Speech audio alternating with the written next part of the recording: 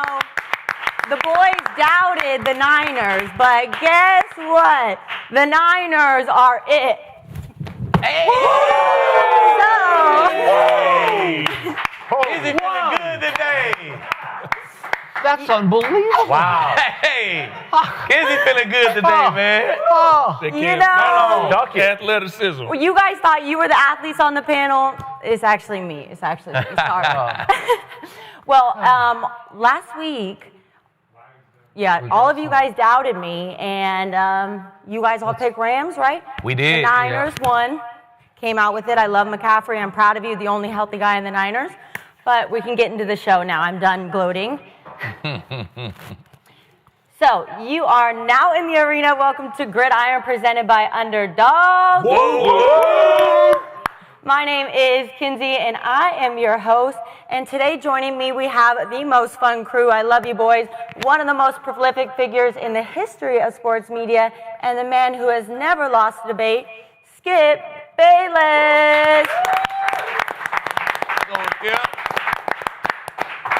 Super Bowl champion, 5-time Pro Bowler, 2-time All-Pro cornerback, Aqib, Talib. Woo. Yeah. All-Pro, 6-time Pro Bowler defensive tackle, and one of the most disruptive D tackles of this generation, Gerald McCoy. 4-time Pro Bowler, and the man you want having your back at all times, Richie Incognito. Let's go, baby. Woo. Okay, so we have a super fun show today. We are going to be talking the Broncos comeback, beating the champs, Dillon Gabriel start, the Ravens 1-4 start, which is brutal, and so much more. So there are no longer any undefeated teams like in the league right now, which is fun. Stephon Diggs last night went for 146 yards against his old team and said it was personal. Richie, how surprised are you that the Patriots pulled off the upset last night in Buffalo? Man, what a win by the Patriots. They went into hostile territory, Buffalo. It's tough to win. Sunday Night Football in Buffalo. Patriots showed a lot of grit in this one. You know, uncharacteristic loss for the Buffalo Bills. Riding a 13-game win streak, scoring 30 points a game. They came in and they killed themselves.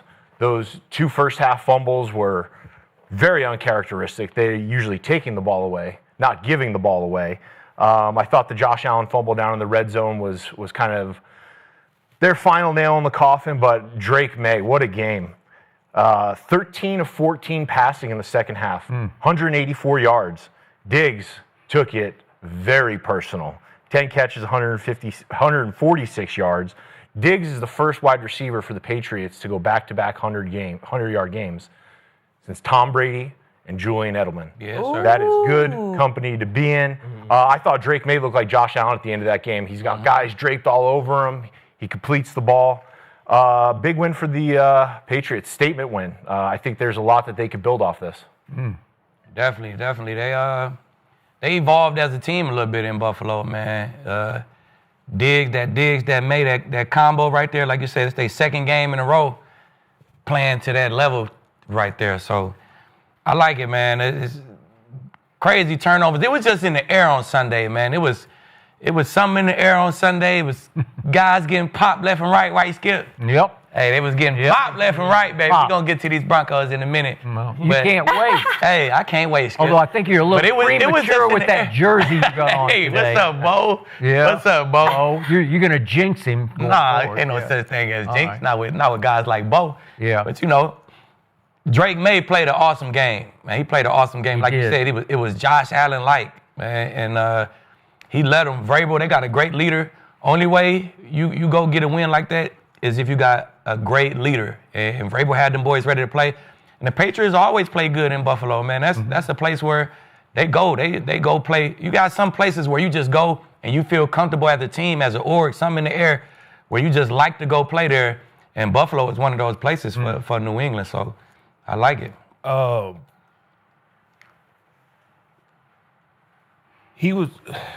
What Drake Maye was able to do is he sent a statement to everybody around the league. We talked about Bo Nix being the top 5 quarterback in the next 2 years or whatever. And I said he might not even be the best quarterback in his class. Golly. And I talked about Jaden Daniels Drake Maye said, wait, hold up. Hold up. I got something to say about that too. But more so than what they did, and like Aqib said, it's about culture. Once you introduce a certain culture, you take on the identity of your head coach. And we all know, we see Mike Vrabel play, and we see how he coached. And this team is taking on the identity of him. But more so than that, everybody's been giving the Eagles a hard time about squeaking through wins. But nobody was mentioning the Buffalo Bills, how they've been squeaking through wins. They've been squeaking by getting these wins. With an easy schedule, too. And they've won, the teams they beat have won 3 games combined. 3 games combined. And I think last night we seen that they're human. You know, I don't care if you got them favorite to win the Super Bowl or whatever. They got a lot of flaws that need to be fixed. And they shined through last night. And that this division is not just Buffalo's just going. Patriots, they put people on notice. So that was a good win. That's actually a great win, a road win. That's a tough place to play. I played there, Key played there. You played for him, so you know that's a great win, especially for Drake Maye.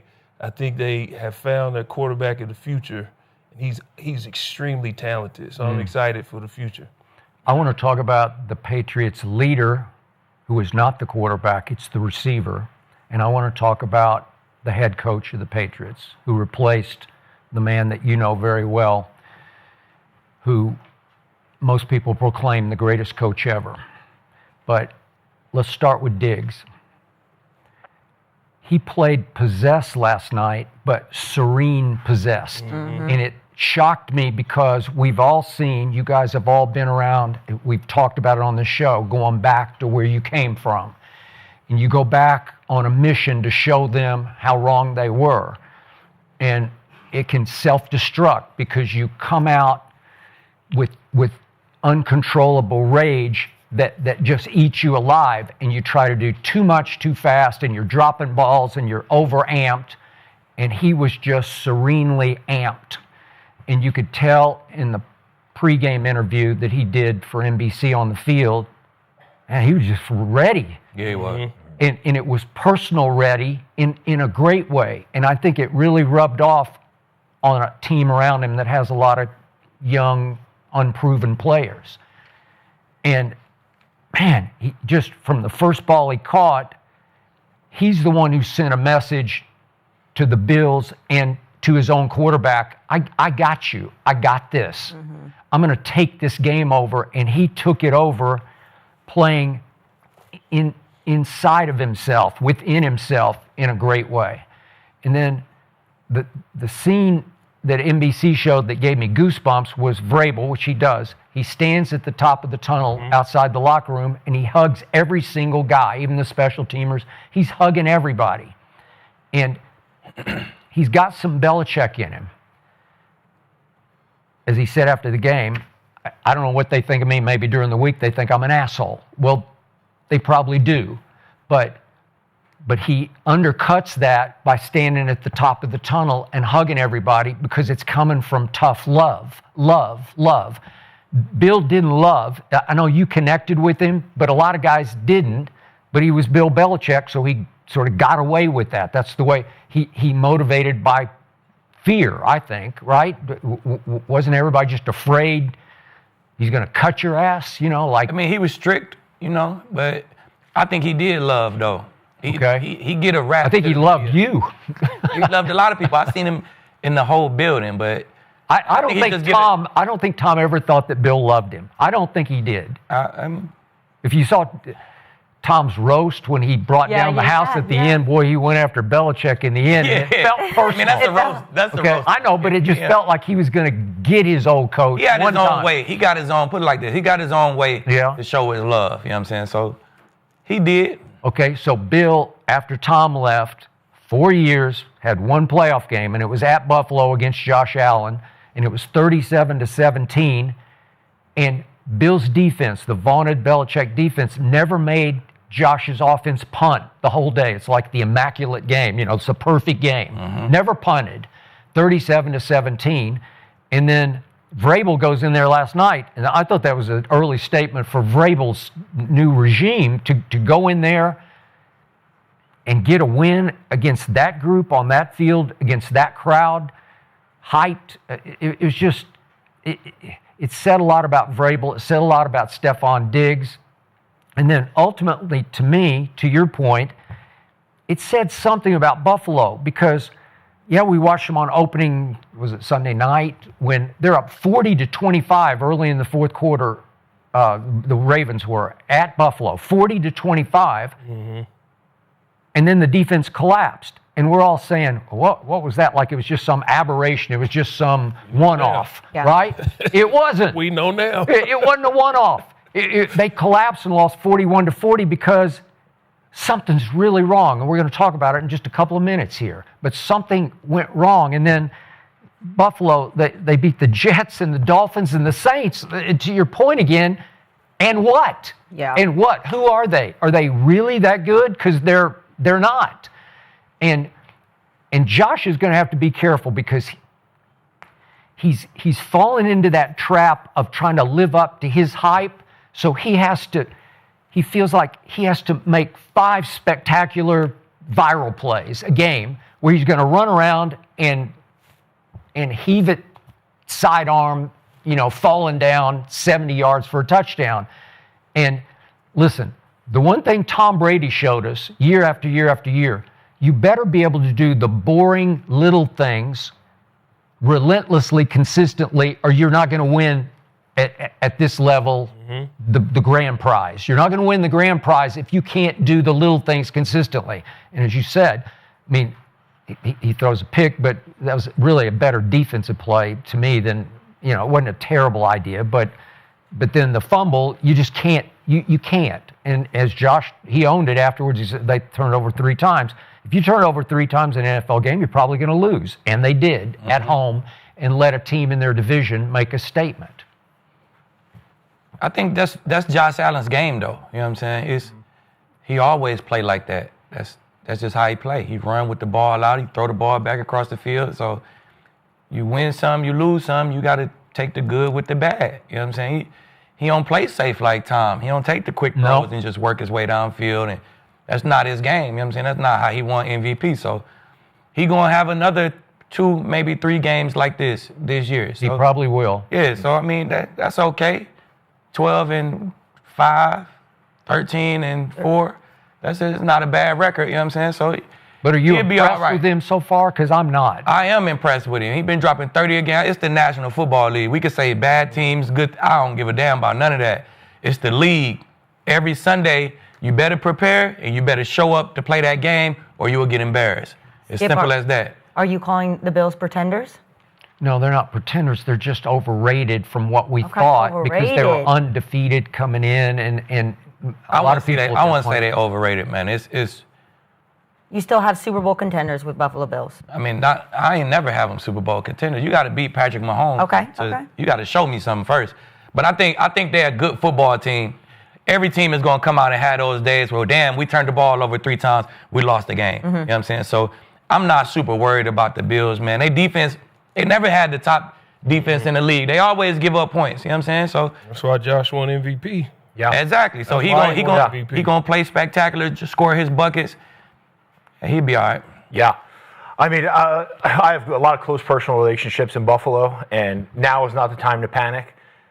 They came out and they killed themselves in the first half, and this isn't what we're used to seeing, right? It was kind of slow and grindy, and the Patriots kept hanging around, low scoring. And then I was expecting to see what we saw in the second half against Baltimore. Josh Allen just keep gunning, keeping him in the game, right? Their defense isn't world class, but when you have Josh Allen on the field and he has that S on his chest, you always have a chance to win. Yep. Patriots played it well last night. They played in Vrabel's image, in the Patriot way image. And I would agree with Skip that Vrabel's a little new school Patriot way. You know, not all the doom and gloom. Hey, you suck. We're going to go get a receiver from Foxborough High School to do this. That's true. You know, he loves them up. I think he's a good motivator. I think he gets them going. And you saw that. That was a gritty win last night. Stephon Diggs coming back in the building. I bet Bills fans are looking at him saying, I wish we had that Stephon Diggs. You know, we had a great Stephon Diggs, but little crazy in the locker room, you know, kind of a lot going on. But for him to respond like that and come back and show poise, and as a receiver, it's tough to come back and play with that juice. As a corner, as defensive lineman, as offensive lineman, we can go out there and beat someone's ass. As a receiver, kind of got to be the quarterback. You got to keep a level head. You got to play at a high level. I think Diggs looked great last night. And let's talk about Drake Maye. I mean, it wasn't perfect. It wasn't pretty, but he was able to make the plays. Some of them throws he made. Oh, some of those throws he made were phenomenal. Yeah. The last one. The last one was great. I mean, they were in a position. It all came down to them, and the whole world's watching. And can they make a drive to go get the win? And they got it done. So hats off to the Pats. And the last thing I want to add is the scariest part is, after last week's game, they asked Stephon Diggs, "What is your comfortability in this offense?" He said around a 5 out of 10. Yeah. Ooh. And then the following week he do this. He goes off. What does coach say though? If he, I'm saying, If coach said some Bill Belichick shit, well, his ass needs to study more. He needs to Yeah. study. What I'm saying is, whether it was his comfortability in this or he needs to study more, he said that his coach said this, and then we get this result. He balled out. That's the scary part of he this balled offense out. is it's just gonna keep doing this. Yeah. I don't know if it's the scary part, but I'm talking about they had a good everybody else. weekend. Well, I think the one thing about McDaniel's offense is, obviously we had him in Las Vegas. I didn't play for them, but all my boys were on the team. McDaniel's has this massive offense that he's curated with Tom Brady for 15, 20 years. Yep. And so he has this massive, massive offense, all code worded. You saw it, all the code words, sword, lance, getting out, playing quick. And I really think it's tough. It was really tough for the Raiders in Vegas to pick up McDaniel's offense.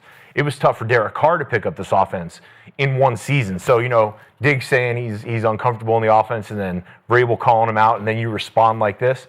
This was a statement win for these boys because they proved that they're the giant slayer. You go into Buffalo, you beat them on Sunday Night Football, you can beat anybody on any given Sunday. And I think that's what confidence that they could take out of this. So the one game I can't figure out through 5 weeks so far is game number 1 for the Patriots at home. They lost to the Raiders. They lost to the Raiders. That's who they gonna be. Yes. You play a rival, your coach had you feeling great throughout the week, you come out and play like that. But when you're not a good football team, you ain't not gonna play your rivals every week. You know what I'm saying? So, So you're not convinced. It's just regular. Yeah. 8 and 9 team, middle of the pack team. They ain't gonna be in the playoffs. It's opening day too. Like the preseason, we used to play all those games and all that. Now the preseason, you play a little bit, then you hit the ground. You might see some good stuff. You might see some bad stuff. It's opening day, but you don't really find it. You got to get your stride. So the Raiders snuck that one on him in week 1. The Raiders definitely snuck that one on him. Geno went in there and played lights out, didn't turn the ball over. A couple busted coverages in the back end. We had some guys running wide open, so they cleaned that up. They got Christian Gonzalez back now, and I think he makes a huge difference. He's a baller, right, Aqib? Yeah, he's a baller. He's a baller. Sure. Well, something must have clicked with Diggs because he hadn't in 2 years gone for 100 yards, and now the last 2 games he goes for over 200 yards, or 100, over 100 yards. So targets, man. Something clicked with the offense with him. So hopefully that continues. I want to see Diggs go off. He's fun to watch. That toe catch on the. Oh my God, he was vertical. Yeah, it was crazy. Beautiful. But let's move on to some drama. We got some drama that happened this weekend that was crazy news. Former NFL quarterback and analyst for Fox, Mark Sanchez, on Sunday was officially charged with battery, public intoxication, and unlawful entry of a vehicle. So they have video footage of Mark being the aggressor and attacking a truck driver, and the truck driver, to defend himself, stabbed him multiple times. So very intense situation. This was in Indy this past weekend, so obviously he couldn't be an analyst the next day. Richie, what's your reaction to Mark Sanchez this weekend? Man, just like that Bills loss, this is very uncharacteristic for Mark Sanchez. He must have been on one in Indy. The reports come out and say that he had been drinking. He was doing wind sprints in the alley behind the hotel, and for some reason, he got it in his head that he's going to go beat the shit out of a 69-year-old man. Yep. And the more that comes out about this, the weirder and weirder it gets. I get he was drunk and he's having a good time, but to attack somebody like that, to attack an old man like that, and to give him the laceration on the face, he's lucky he only got stabbed. I mean, I've been in a ton of fights. There's no way I'm going to kick the shit out of Skip. I'm not going to beat Skip up, right? There is a way. There's a big way. There's nothing that's going to come out of it. Yeah. I'm going to jail, and you're getting a bag of money. You know, it's one of those things where this is a crazy situation. I know Sanchez. I've been around although a lot. I wouldn't pepper spray you. I will tell you that. Well, I wouldn't try that. I mean, he's lucky. You know, he got stabbed. I mean, he's lucky. I know this was kind of a wild incident, and now he's been charged with felony charges. So this is not going away. This isn't, probation. You pay a couple of fines and this is going away. No. Just a real odd situation. I think that there's going to be more that comes out about this. But, don't beat up old people. The fact that they said it was alcohol, but he was doing wind sprints. That's what I was just making thinking. you I'm do that? like, oh, I mean, it probably wasn't what wind little opioids involved in it, but I say it is a way that you go beat the shit out of a 69-year-old man. And it's because you don't know what the fuck you're doing. You know what I'm saying? You put it like this: when you calling these games, you travel on a Thursday, go to practice on a Friday. Yeah. You know what I'm saying? Then we don't got shit to do Saturday for real. So me and my dog Gus, we used to sit at the bar and get loaded. Like, you know what I'm saying? We used to chill and get to know each other with the crew. We used to be with the crew, and it's just a good time. You know what I'm saying? We sit down at the bar and we had drinks and stuff. So it's an unfortunate situation. Sanchez didn't start out, I'm going to beat the shit out this dude. He just had no idea. That's why he was running rinse sprints outside, because he was blackout fucking drunk. He don't know what the hell he was doing, and I've been there before. You know what I'm saying? I done had a DB night for the Bucks and got on the bus perfectly fine. And it was DB night, and I had to pay, and it was shots, and boom, I woke up in jail. Like, damn. What'd I do? You feel me? So I have no idea. It happens, bro. What did you do? what'd you do? I socked a cab driver. You socked a cab driver? How old was the cab driver? We need to know. I don't know how old he was, but he was driving when I socked him. Because of what? No, it ain't allegedly. The shit happened. He already. Okay, did he that shit say is over and done with? Did he say something to you to start it, or Skip? You don't remember? I was blackout drunk, Okay, Skip. right. I heard that I was on the phone. This is what I heard. I was on the phone. I was being loud, and he kept telling me, "Hey, shut up! Hey, bring it down." I told him, "Hey, try this motherfucking cab before I sock the shit out you." Okay. I got on the phone. I still was loud, belligerently drunk. Yeah. He told me to be quiet again. I took off on him, Skip. I was sitting behind him. I took off on him. It was two of my teammates was in the cab with me. So that's how I know the story. Did they grab you, or you don't remember? Well, they ain't grabbed me before I socked him, Yeah. and then he pulled to the side. He got out. He started walking, and he called the police. Shit. Okay. I woke up in jail. You know what I'm saying? Good thing he had no knife and stabbed me That's up, and true. then I take the knife from him and slit his jaw in half. So Yeah. it could have been worse. But I mean, have. the shit happened, man. The shit happened. We football players. We had What was the end of that? How did you? What he price ended up did you have suing to me. pay? He ended up suing me. He asked for season tickets. No way. I gave him about $100,000 and some season tickets. Okay. You know what I'm saying? All right. Okay. And then You I can got talk me, suspended Aqib. for I'll a take game. that. I got suspended for one game. Okay. So that was one time. It's been more than one time now, Skip, but that was one time where I woke up in jail like, fuck, what the fuck I did? He was like, man, I heard you punch the cab driver. And I really was like, oh, shit, thank you. Because it could have been something like this, right? I understand. It could have been a Yep. lot worse, man. Could have been. I just hate the fact that it happened to Mark. He a good guy, you know what I'm saying? Probably had some pain pills along with the alcohol. Maybe. His back hurting or some shit. Could be. Knees, shoulders, you know. Could be. You mix them opioids with that alcohol and shit. Next thing you know, you wake up blacked out. You know what I'm saying? So, unfortunate situation, man. I hope both parties just make it through it. Mine be quick. Prayers out to old school. Definitely. Everything that happened, man. God bless you and your family. I don't want anything further to come from this. More violence, more nonsense. We all have grandparents. We all have people in our family that if something like this was to happen, we would take drastic measures. So I pray that it just stays legal and it doesn't go past that. It happened.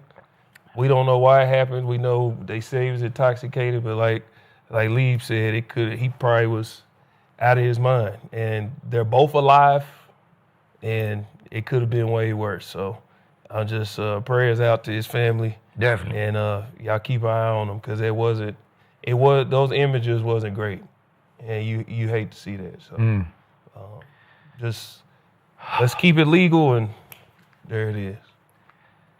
I hate that this happened to both of these men. And I don't want to see anybody get stabbed for any reason. And it sounded life-threatening. Now to your points about alcohol. I don't drink because I grew up around it. It wrecked my home, wrecked my mother, wrecked my father, and I have seen it in action again and again and again, and it is wicked. And once you go into some other place, as you were detailing, that you can't control, and it brings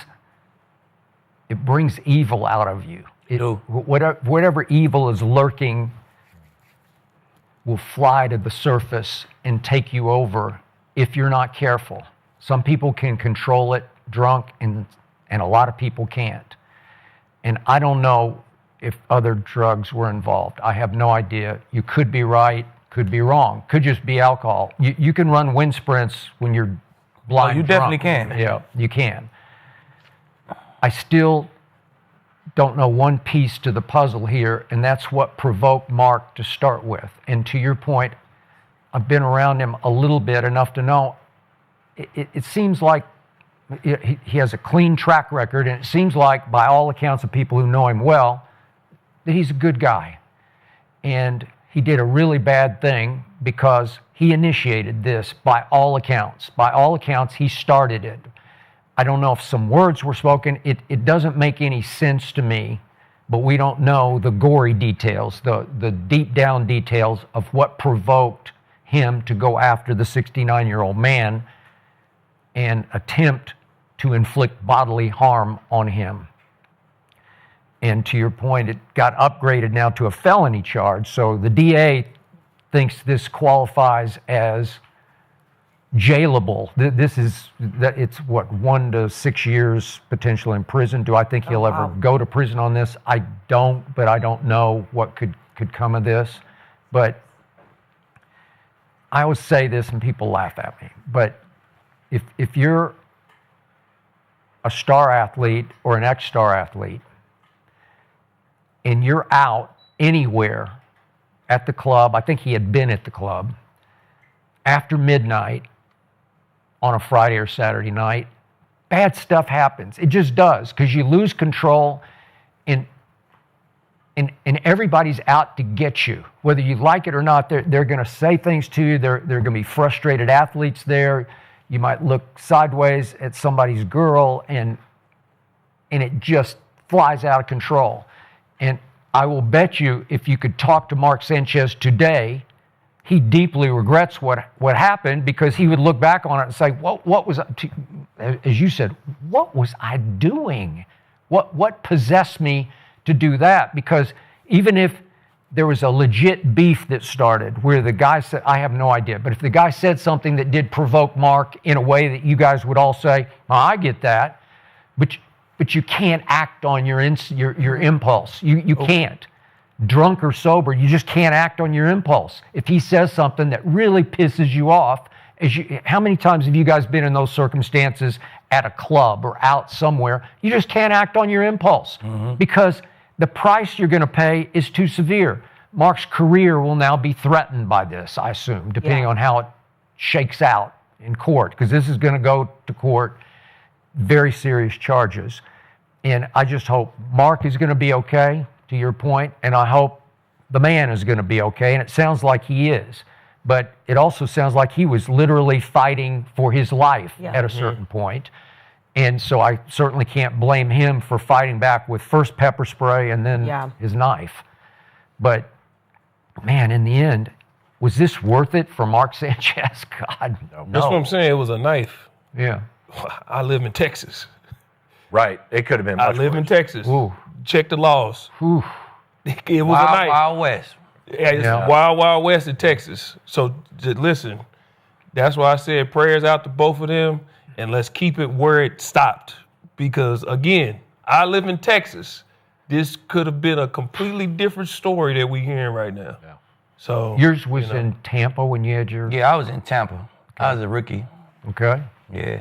Because It's all basket. Just a kid. we've kind of escalated out in the world now to where the cab drivers carry guns. You know, Right. like Yeah. What I'm That's saying, what I'm saying, man. It's yeah. I mean, Well, the world's a makes crazy sense place now. now. Yeah. You got to protect yourself. Right. And this is such an outlier because I know Mark. Mark is a great guy. Like, Yeah. this is the last guy Yeah. you would think I understand would, that. would unprovoked attack an old man doing his job in an alley at but midnight, alcohol, right? yeah, changed. Yeah. And Mark's lucky that one, the guy wasn't packing heat, and two, he survived the stab wound. Exactly. He was bad enough stabbed up that he was in the hospital for 2-3 days. Right. You know? Yeah. I mean, this could have been real unfortunate.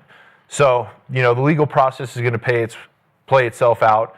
Mark's going to have to write a big check, and most likely his days calling games in the booth are most likely over. Oh, that's over with. yeah, that's Yeah. done. Yeah. Well, yeah, prayers to them both and their families. Obviously, a tough situation, but let's talk some football. Obviously, a lot happened yesterday at Sunday's games. Ravens starting the season 1-4, and Ravens defense is giving up an average of 35.4 points per game. That's the worst in the NFL. Aqib, I know obviously there's so many people out right now. Right. They're playing a shell of a team, but are the Ravens done? Last week, I said they wasn't done. You changed your mind. I thought Harbaugh was going to rally the guys. Yeah. And they was just going, come out with a great game plan. It's over with for them boys, Kinsey. They are done. Done. Big fork. The defense is way too bad. I know they missing their guys at all levels. They missing their guy on that level, secondary linebacker, D-line. Yeah. But you still can't be that bad.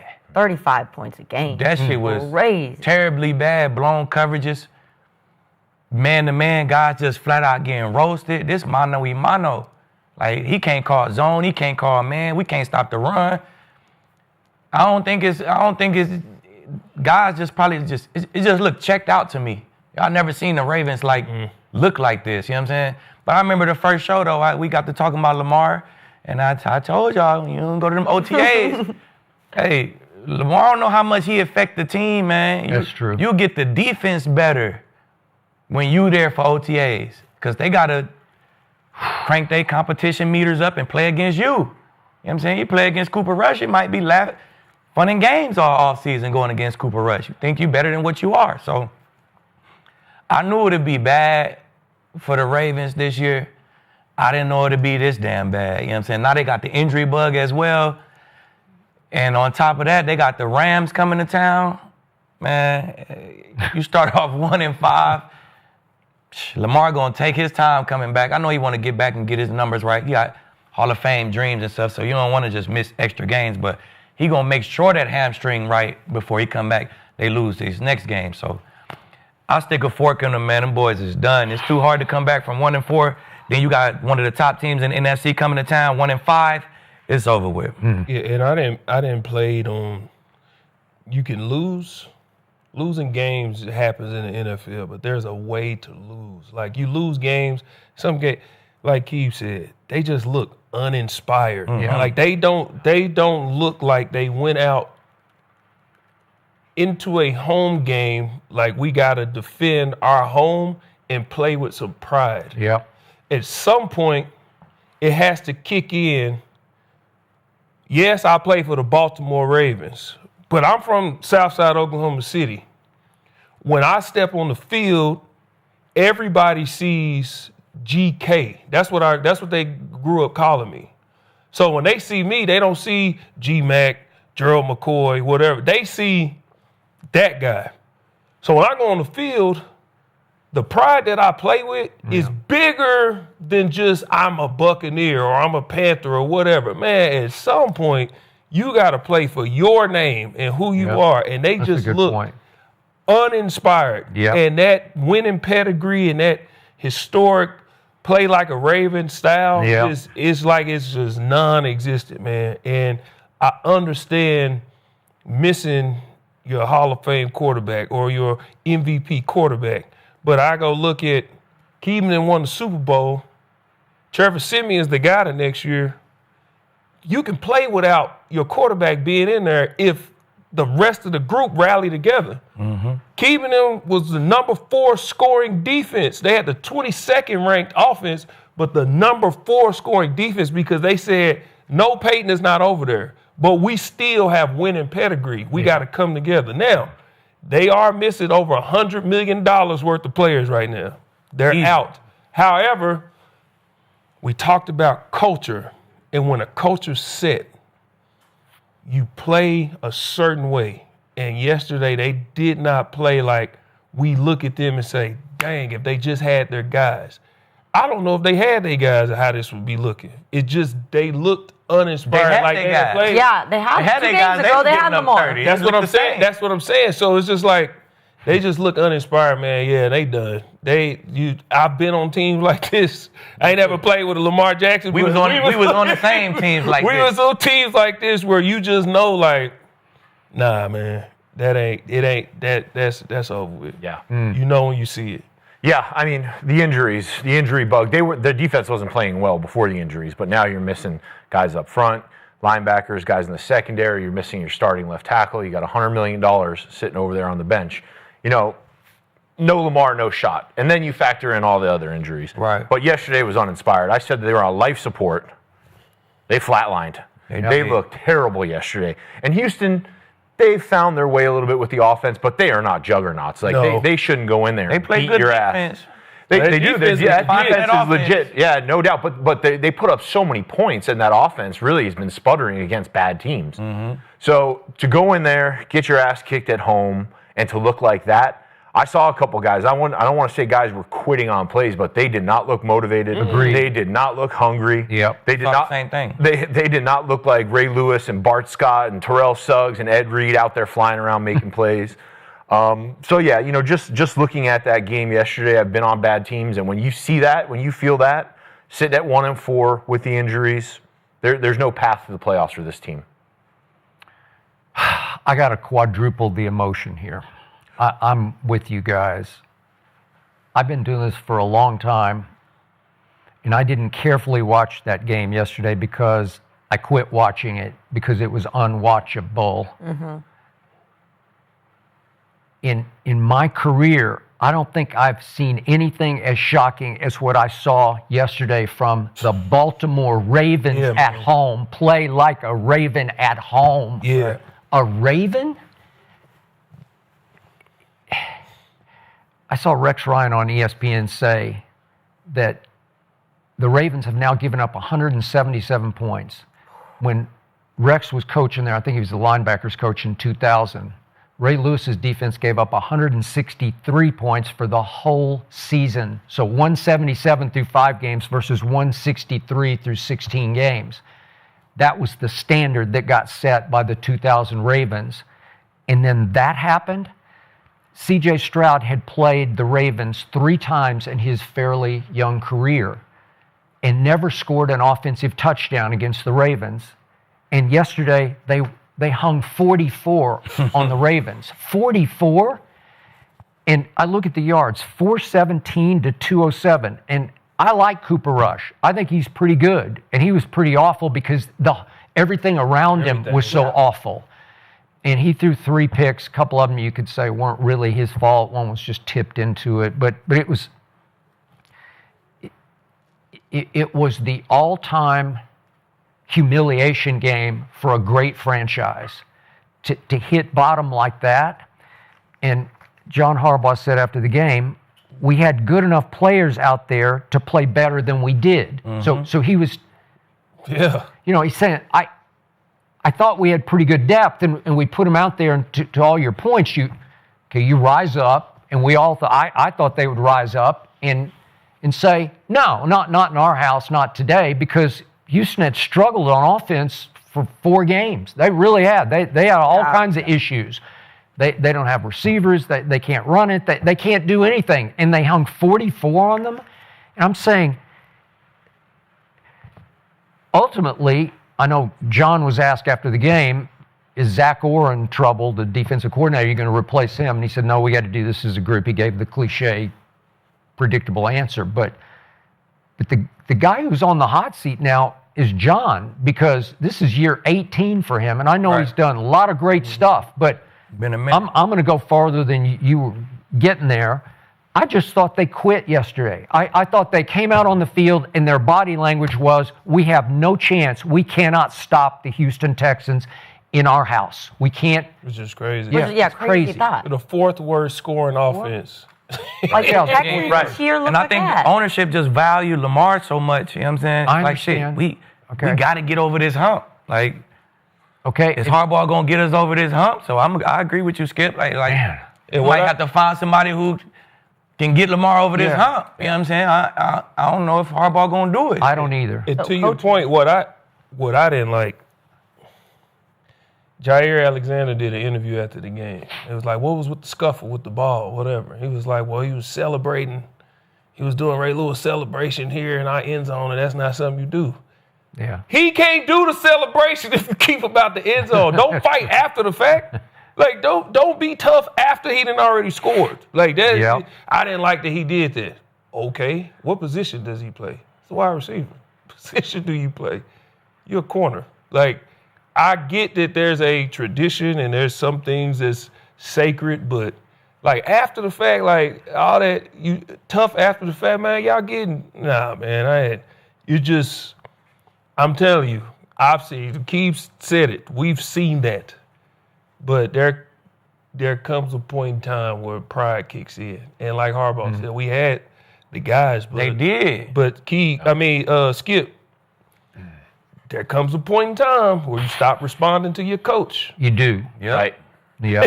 Right. So now, That message get repetitive and repetitive It does. and repetitive. Like, So is it a time for some change? I don't know. But Skip said- I think Somebody say it. Somebody say it. It's all me. Skip said Skip that. said Skip that. say You know it. what I'm saying? Yeah. Fire. Well, Harbaugh. Put that on Skip. So we put that on Put it Skip on me. clip. And yet, the great irony to this is all the betting sites still have the Ravens as a solid favorite to win that division. They're still the favorite. It's by default because the The division rest fell of the apart. division The is division bad. fell Bad. apart. Just The looking rest at of it, the division is goofy. That's why. I mean, the I got Steelers now. Pittsburgh. Yeah, Pittsburgh. I got Steelers just Pittsburgh. look They're average. playing the best ball. If the Steelers could be average, they're going to win that division. 100%. No, they're not. Shit. No, they're not. You said if the Steelers. Yeah. Yeah. They don't have any other Mike competition Tomlin right gonna now. win that It's division on pedigree alone. Yeah. Good. And just- I think to throw a little more gas on the fire for Harbaugh. I love Harbaugh, right? But when you look at the Baltimore Ravens roster, they're supposed to be bigger, more physical. They're going to play together. They're going to play inspired, right? Yeah. And that yesterday was not inspiring. That looks like a team that blew a big lead in Buffalo. That looks like a team that is lost. That looks like a team that's just like, they've given up. They have all these injuries. They don't have Lamar. They're waving the white flag. And even when Lamar does come back, they don't have enough fresh bodies to get going. Lamar is a great player, but Lamar isn't great enough to get them going. So it'd be interesting to see where they go the rest of this year. And if they do continue looking like this, I think that temperature of that seat. Yeah. I'm telling you, it get worse. It get worse than that, Skip. Me and Gerald keep on saying it. Like I start the season nice 202, real in shape. We could win the chip this year. Shit, we get to about 1-7, 1-8.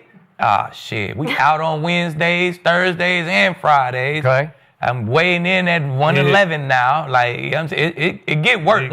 Once the team really feel like, bro, we can't make the playoffs. Effect, man. It really go downhill. So they about 2, maybe 3 losses away from this shit getting even worse. And it's hard to get worse than what it is right now. Okay, so you alluded to this, but Lamar. Okay, so you got the Rams coming in, and you got little to no shot here, especially with this all-time horrendous defense.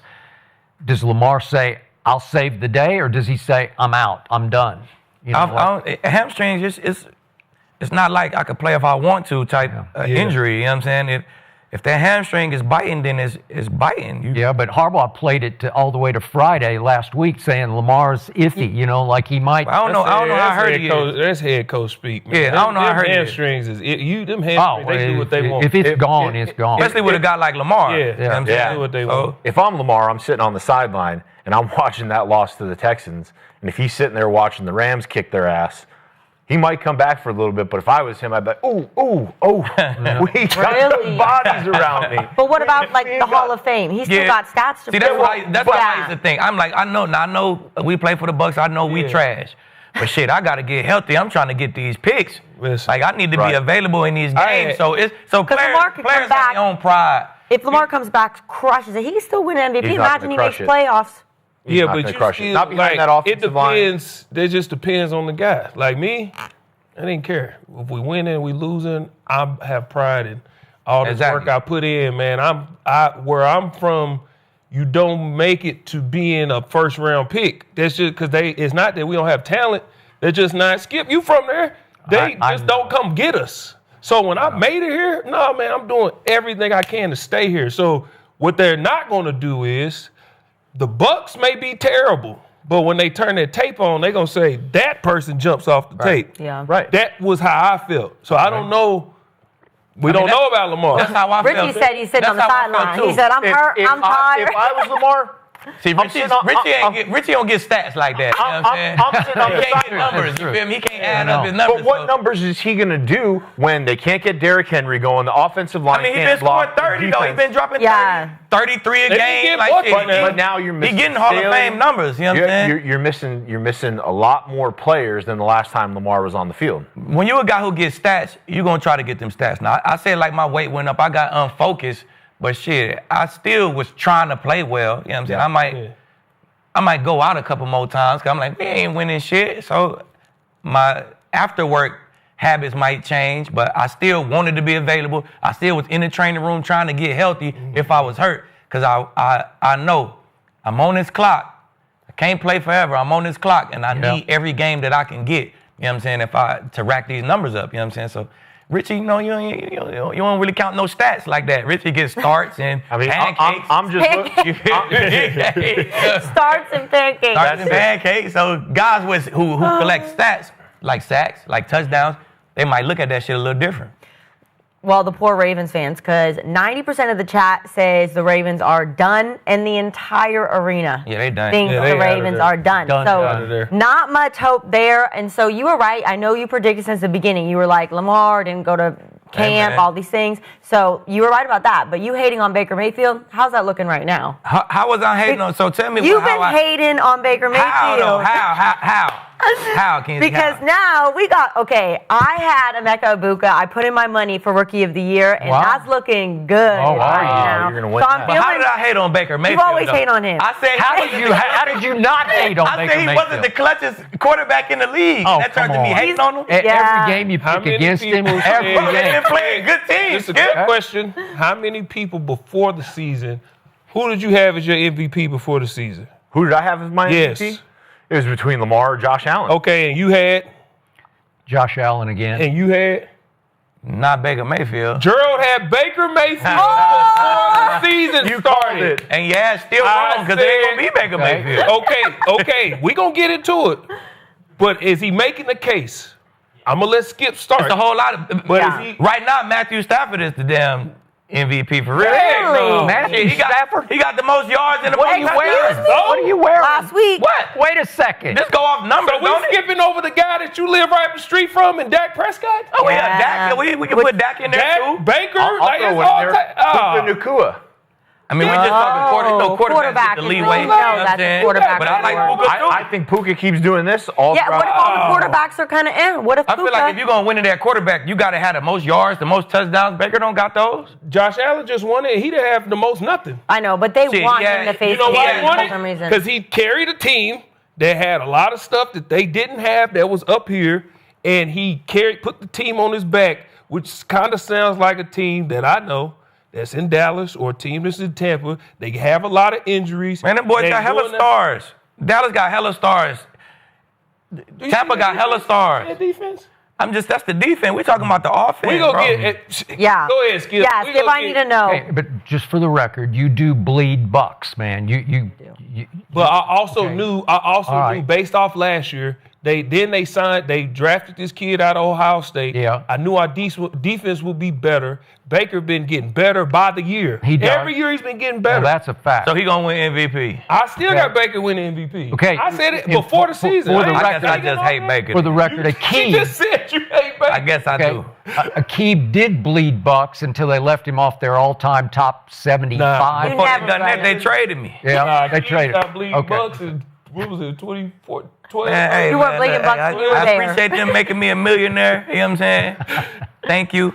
But hey, He badges that bleed up. I just speak how I speak. I just feel how I feel. It's okay. You know It's what I'm okay. saying? Yeah, Yeah. we get It it. is what it is. So, Skip, Bucks Yeah. beat Seahawks. I need to know your reaction yesterday. I need a seatbelt for this one. This is, Need an energy. buckle You up. need a couple energy shifts. He did it again. Mm-hmm. The Bucks have won 4 games. They're 4-1. But all 4 times they won in the final minute of the game because of him. He is him. No one has ever done this through the first 5 games of the season to win 4 in the final minute. Baker Mayfield did that and that and that and that again. And because of that, if we did have an MVP through 5 games, he's the runaway. And I don't care what you say, doing that. And I will remind you, in the one game they lost against Philadelphia, defending champs, he threw for 224 in the second half and very nearly brought them back from 24-3 down against the Philadelphia Eagles. And yesterday was his greatest achievement because, yeah, he beat Atlanta at Atlanta and Houston at Houston, beat the Jets at home, barely. But then this is Seattle. At Seattle, I think everybody agrees, loudest crowd in the league. Yes. 12 man. Right? Yes. Okay. Real- Okay. it's Loudest real. crowd. It's a thing. They came in allowing the second fewest points in the league, their defense. So your degree of difficulty is much greater than Sam Darnold's because the Bucks came in having allowed the 20th most points on defense, to your point. They're not very good on defense, and they're beat up. I know everybody's beat up, but they're beat up. And Baker Mayfield goes 29 of 33 for 379. They go 7 of 11 on third down because of him, for the most part. And he twice brought them back with late touchdowns to tie it at 28 and tie it at 35. In the second half alone, Baker Mayfield went 15 of 17 for 253. Clutch. He's the clutchest quarterback in football. There's nobody that if I got a game for my life, I want the ball in Baker's hands over anybody, over Matt Stafford or Patrick Mahomes or whoever else you want to throw at me. Right here, right now, as we speak, game for my life, I want Baker with my life in his hands because he is that dude. And he's talking crap to everybody, to the fans, to the Seahawks defense. He can't. not care. It's just unbelievable. And He's so fun to watch. As I predicted to you last Thursday, I said Baker would win it late because Sam Darnold would make one late mistake. I call him Same Darnold because he's the same old Sam. When push comes to shove, he played great yesterday. I mean, I don't think I've ever seen him play better until it was time.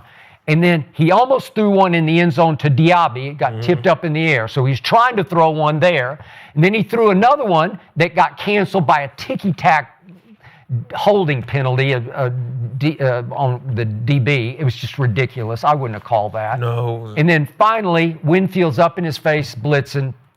And he tries to throw it under and hits the helmet. And Levante David, who's still playing at an extremely high level, low these many years that he has played, and he picks it, and it's 38-35. So, again, you want clutch? I'm giving you clutch 5 times clutch. 5 times in a row. That's MVP clutch. There's no way they are 4-1 without Baker freaking Mayfield, shaking and baking. Tell me I'm wrong. You. Baker 'Cause played it's your great, turn. Skip. Okay. I guess it's just the amount of playoff games I played or something. Like, that Okay. I think it's because I got like a whole season worth of playoff games. I'm like 17, 18 playoff games. I understand. 15, 16. So Okay. I don't know, Skip. Maybe you just ain't played in them playoff games. So so maybe you see that regular season shit and you be like, wow. I don't. I be like, oh, that's great. Skip, he played great. Don't get me wrong.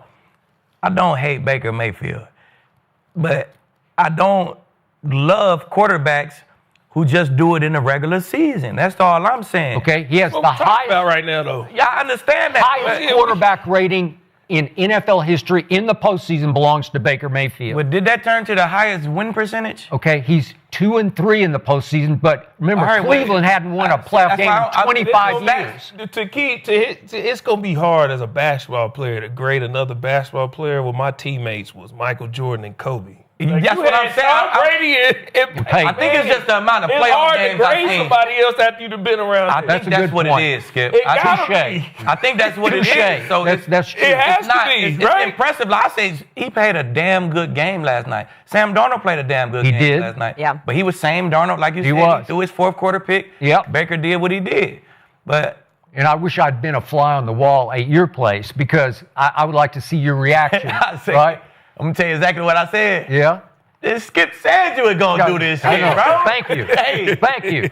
Skip said you was going to do this shit. Now watch Baker go score. Ooh, Yeah. Baker will score. Yeah, man. Man, Baker is impressive this year. It looked great. I mean, all jokes aside, Baker is a better quarterback than he was in the past, to me, He right is. now.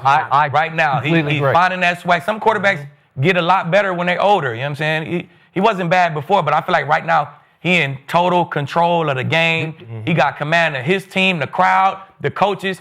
He running the fucking show. I would love to play with Baker right now. You would. He'll run the offense. Would. I'll run that defense. I agree. We'll go win the fucking chip. But Skip, they don't got me on that defense. That defense is the middle of the pack. It is. It's lower. It's like this right now. You know what I'm saying? So I don't know if they're gonna get it done in the playoffs. That's more credit to Baker Mayfield. It is, right? But I don't know if they're gonna get it done in the playoffs. We'll see. I love when Tom got there, the Bucks won. I won so much money off that shit, Skip. I love to see the Bucks win. You know what I'm saying? But I just call a spade a spade. You know what I'm saying? Baker ain't did nothing in the playoffs. After you do something in the playoffs, I'll be up here like you. I'll be up here like Gerald, riding with it. But as of right now, hey, it's just regular season action. You know what I'm saying? It's good regular season action. But I don't know. I think my pedigree, we just used to seeing it in the show, baby. You know what I'm saying? Yeah, I mean, when you'd have been around Michael Jordan flu game and then you see Hey, the man, guy in the regular season, like, I can't really, I get it. But I just want to say this. I might be biased. You are. Right? Not about the Bucks. This favor you and Richie, too. No disrespect to the house we in right now, but football is the greatest game in the world.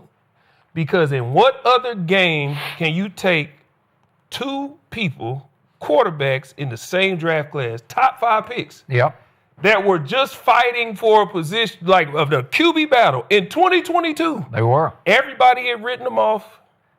Everybody said they was trash. I know me and Skip was riding for Baker, but they said they was trash. I don't know. And then Baker ended up winning it, and then Sam Darnold, they both on their second team, all this. To come back, revitalize their careers, and be franchise quarterbacks, and not only do that, they face off and make NFL history. Mm-hmm. They're the only 2 opposing quarterbacks in NFL history to throw for over 325 yards and complete 80% of your passes. They went off, man. Only in this game of football can any other sport, when you've had the career they had, they just write you off, and it's hard to work your way back up. But in our sport, this can happen, man. And this is why it's the moniker Any Given Sunday, or it's a game of inches, and this is why I don't write people off or crown people too early, because anything can happen in this game. And we got to see it yesterday. That's an instant classic. And I said before the season that Baker Mayfield was going to win MVP, and he's been making the case. Skip, you gave all those stats of the wins and after the 2-minute drill, under 2-minute warning. 3 of them was on the road. These ain't home games. Yeah. 3 of them was on the road in hostile territories. You had a division rival. Mm-hmm. You had to go down to Houston. Yep. And now you have Aqib. Traveling east to west. That was big. And going and doing this at the That was 12th man, big. that is, and what people, you just are who you are. Aqib is going to be who he going to be. It don't matter whether he's sitting here in the arena, whether he on the field, he's going to be lead. Richie going to be Richie. He will. Baker is going to be Baker. He is just a dog. Yep. He just He's a is, dog. man. You don't walk on to D1 programs and be a starter as a true freshman. Yep. At quarterback of all positions. And then you go to the University of Oklahoma, you win the Heisman, and you're the first overall pick. He is a dog. Adversity, he just know how to fight. He just is who he is. Got that So chip. and it never goes away. Stuck. He talk noise to whoever, fans, yeah. the players. He gonna grab his nuts. He gonna cuss you out. He gonna flip. He will. don't care because Agreed. he's the ultimate competitor. Yep. And I'm glad that Aqib said that he would love to play with Baker because everybody's just different. Some people are straight laced. They just don't, they just kind of. But even Tom, y'all seen Tom locker room, then he out, and then it's just on game day. It's just that let's go. When he do that, it's something just switches. It does. Baker Yeah. he got that. It's just something about him, and right now he's in that realm where it's just like I'm unstoppable right now. And, but the bias in me, I'm still an analyst, and I got to be realistic. We have no pass rush, and that is going to cost us when we got to get after that quarterback. Sure. We don't have I love my boys, and I love the Bucs organization, but I got to call a spade a spade. We can't rush the passer to save our life. We can't win one-on-ones. We not pressuring them. And that's been our Achilles heel. The reason we can't get over the hump is because all we do is if we can't blitz, we're not getting pressure. I'm telling you, man, it's going to cost us unless Jason Light has been a phenomenal GM with drafting. He's drafted the right guys, put the right group around, and they've just built this thing up. But he got to go out and get somebody in free agency or something, man. Like, it's just, we at the back end struggling to cover. Because it's rush and coverage work together. If you can't rush, you can't cover. If you can't cover all day, Aqib and all the rest of the Hall of Fame corners could be out there. If your pass rush ain't there, it is not going to matter. Yeah. And that's my only worry with this group. I love Baker and what he's doing. I actually have him second for MVP right now. And I'm going to tell you why in a few minutes. When we get Who's number one? Dak Prescott. God. Dak going crazy. Dak is number one, same reason that Josh Allen won MVP. Because of what he has to do and how he's doing it. Dak is single-handed. I understand they got Pickens and all this, but if you go look at his offensive line and those guys out, CD's out, the defense is trash, and they still are finding ways to win because of what number 4 is doing. I have to let my bias go out the window. Right now, if I have MVP and Coach of the Year, it's Dak and Brian. Let's go, Dak, man. But they got to make the playoffs. Dak for MVP. Right They now, gotta make right the where we playoffs. sit right now, with how I'm grading, with what the Cowboys have been through and what they did, especially what they did yesterday. And then second. Did you watch the Chicago game, Dallas at Chicago? Yeah, but that's disqualifying to me. Now you're out. That's the one game. But then you called it. You said everybody said they was gonna get destroyed by the Packers. What did they do? It ended up being a tie, but what the heck did Dak Prescott do? Oh, he probably played the best game we ever watched him play. True. And then they went on the road to New York and did this. I don't care if it was the Jets. How did it look? Yeah. No, I got Right? it. Yeah. Because of what they have to deal with. He has to play the way he has to play with the defense. Like the Bucs, you said they middle of the pack.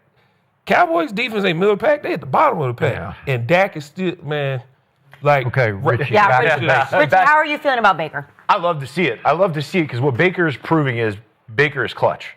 Baker in the past, when Baker was in Cleveland, Baker tried to do too much. Baker was trying to run around, make a play. He was turning the ball over. I love that both these guys were cast-offs. You had Sam Darnold, Baker Mayfield on the same roster fighting for the starting quarterback job in Carolina a couple years ago, and then you have these two guys come and ball the fuck out. I mean, that was impressive. Baker going up and down the field with Egbuka. Sam Darnold and Jackson Smith-Njigba. That kid is a stud. So for them to go back and forth and have this kind of high-scoring game, high completion percentage, I really, really enjoyed that. But what Baker is showing us is Baker is starting to separate himself from the pack. Baker is saying, 2 minutes to go. we're down, give me the ball, and he's building that trust within the team.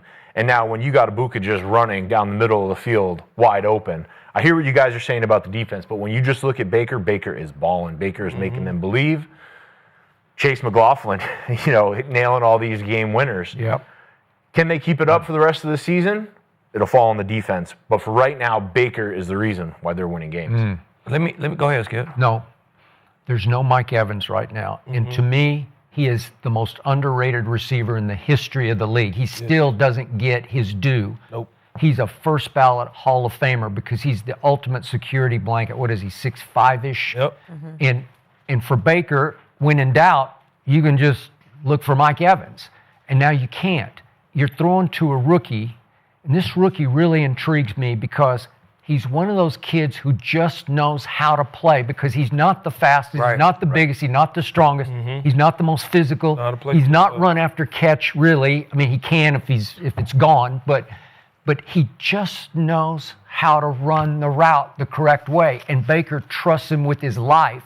And Baker talked last night after the game about how off the field he's just the way he is. On the field, that he does it the right way off and on the field. You can just see it from him. And I don't know how many receivers you covered who you just say, he ain't that fast, man. But he just gets open. He runs it correctly where he fools me a little bit, and the quarterback trusts him to be where he's supposed to be. Right? That's what I was going to say. Okay. Well, did you watch him at Ohio State?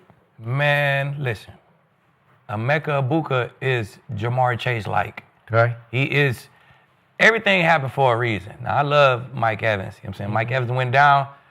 Godwin ain't healthy. No. This got to be your number one. Ain't got to be. And I'm telling you, it all happened for a reason because he is the Rookie of the Year. He is. He is a legit number one. He is legit all-around receiver. He might not be the fastest, Skip, but it's that game speed. It's some guys, when you throw that ball in the air, we could be running, and it's a little too far for some people, and some people got them last 3 steps and get to it. And he could run that same high 4.4 over a long period of time. Some guys die out. Some guys take long to get to that 4.4. Some guys could just get to that 4.4 and run that thing for 50 yards straight. You know what I'm saying?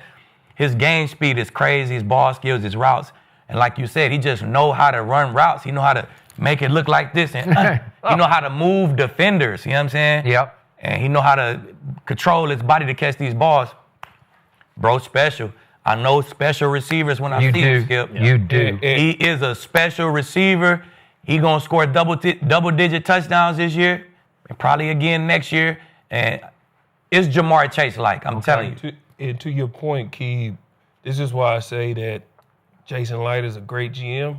The writing is on the wall. Mike is getting older. Yeah. We don't know what CG is going to, CG is as great as he is when he's healthy. He wasn't healthy. And Mike is getting older.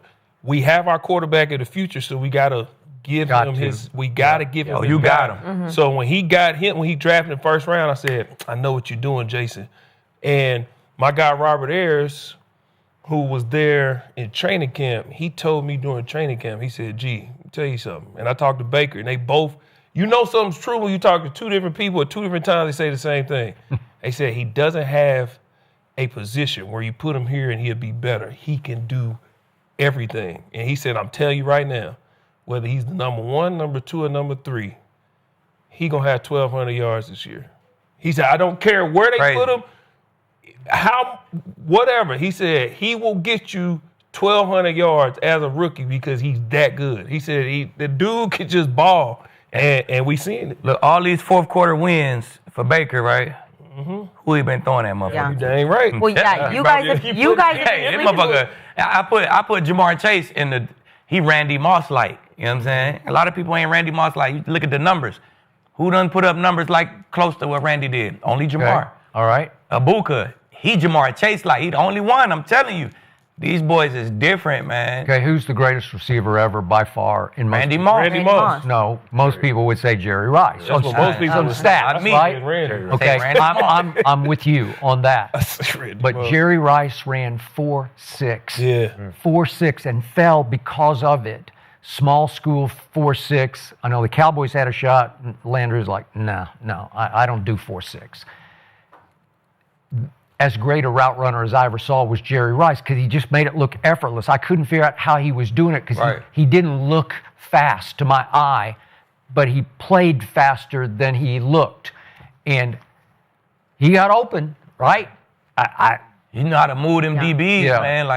Like I'm not even a receiver, but when I play receiver, I know how to move that DB. I know how to run up on you, and as soon as you turn, I know how to go the other way. So it's a niche to it. You know what I'm saying? Running them routes and making guys turn and showing speed or showing slow, then going, and it's a niche to it. And everybody don't have it. I guard receivers who just got straight speed, can't stop, or no speed at all. You just quick, but you rarely come across a guy who got it all. You know what I'm saying?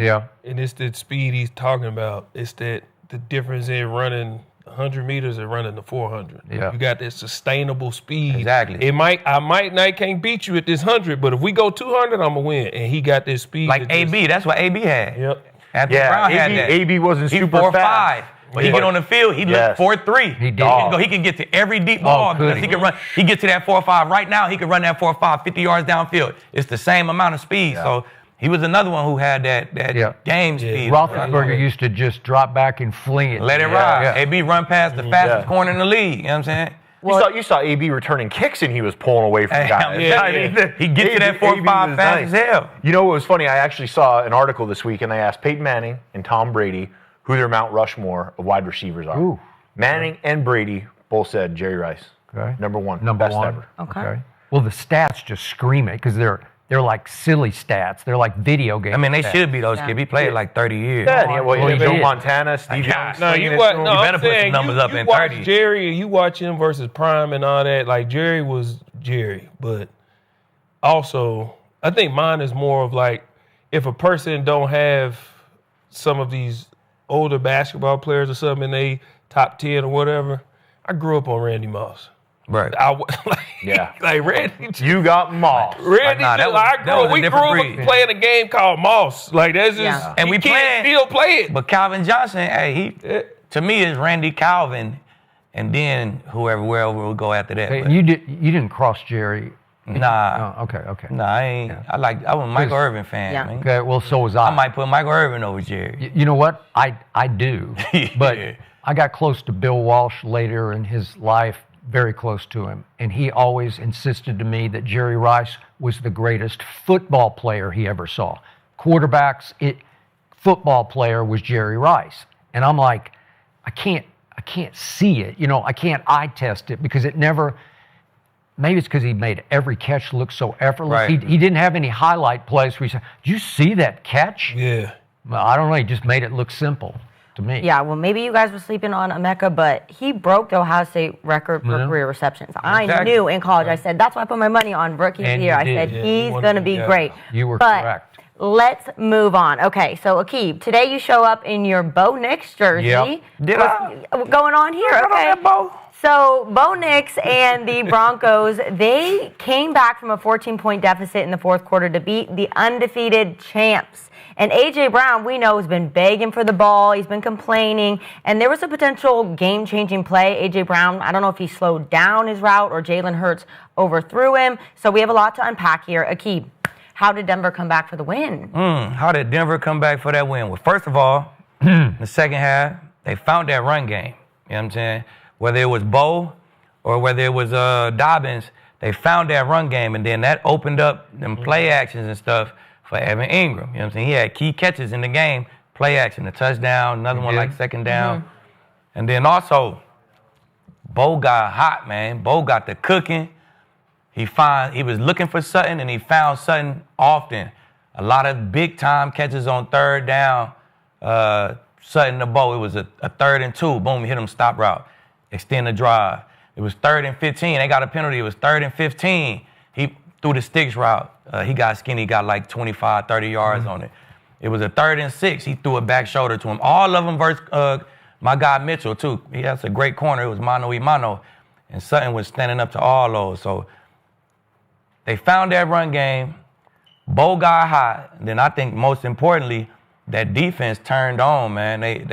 They started mixing it up a little bit. They started blitzing more in the second half and not just playing man. They had blitz and play zone. They had blitz and play man. So they made Jalen hold that ball a little bit, and them throws wasn't as easy to make, you know what I'm saying? So they ended up with 3 sacks in the second half.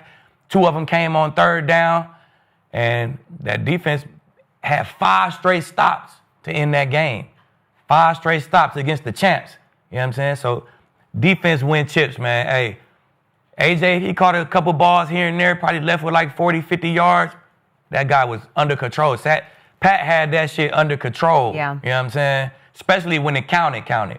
And to the Eagles' point, the Eagles missed their big plays in the second half in the fourth quarter. AJ stopped running on that deep ball. He thought he wasn't gonna get it because he had to like shift that go outside. He thought I got off my track. He wasn't gonna throw it to me. He missed that.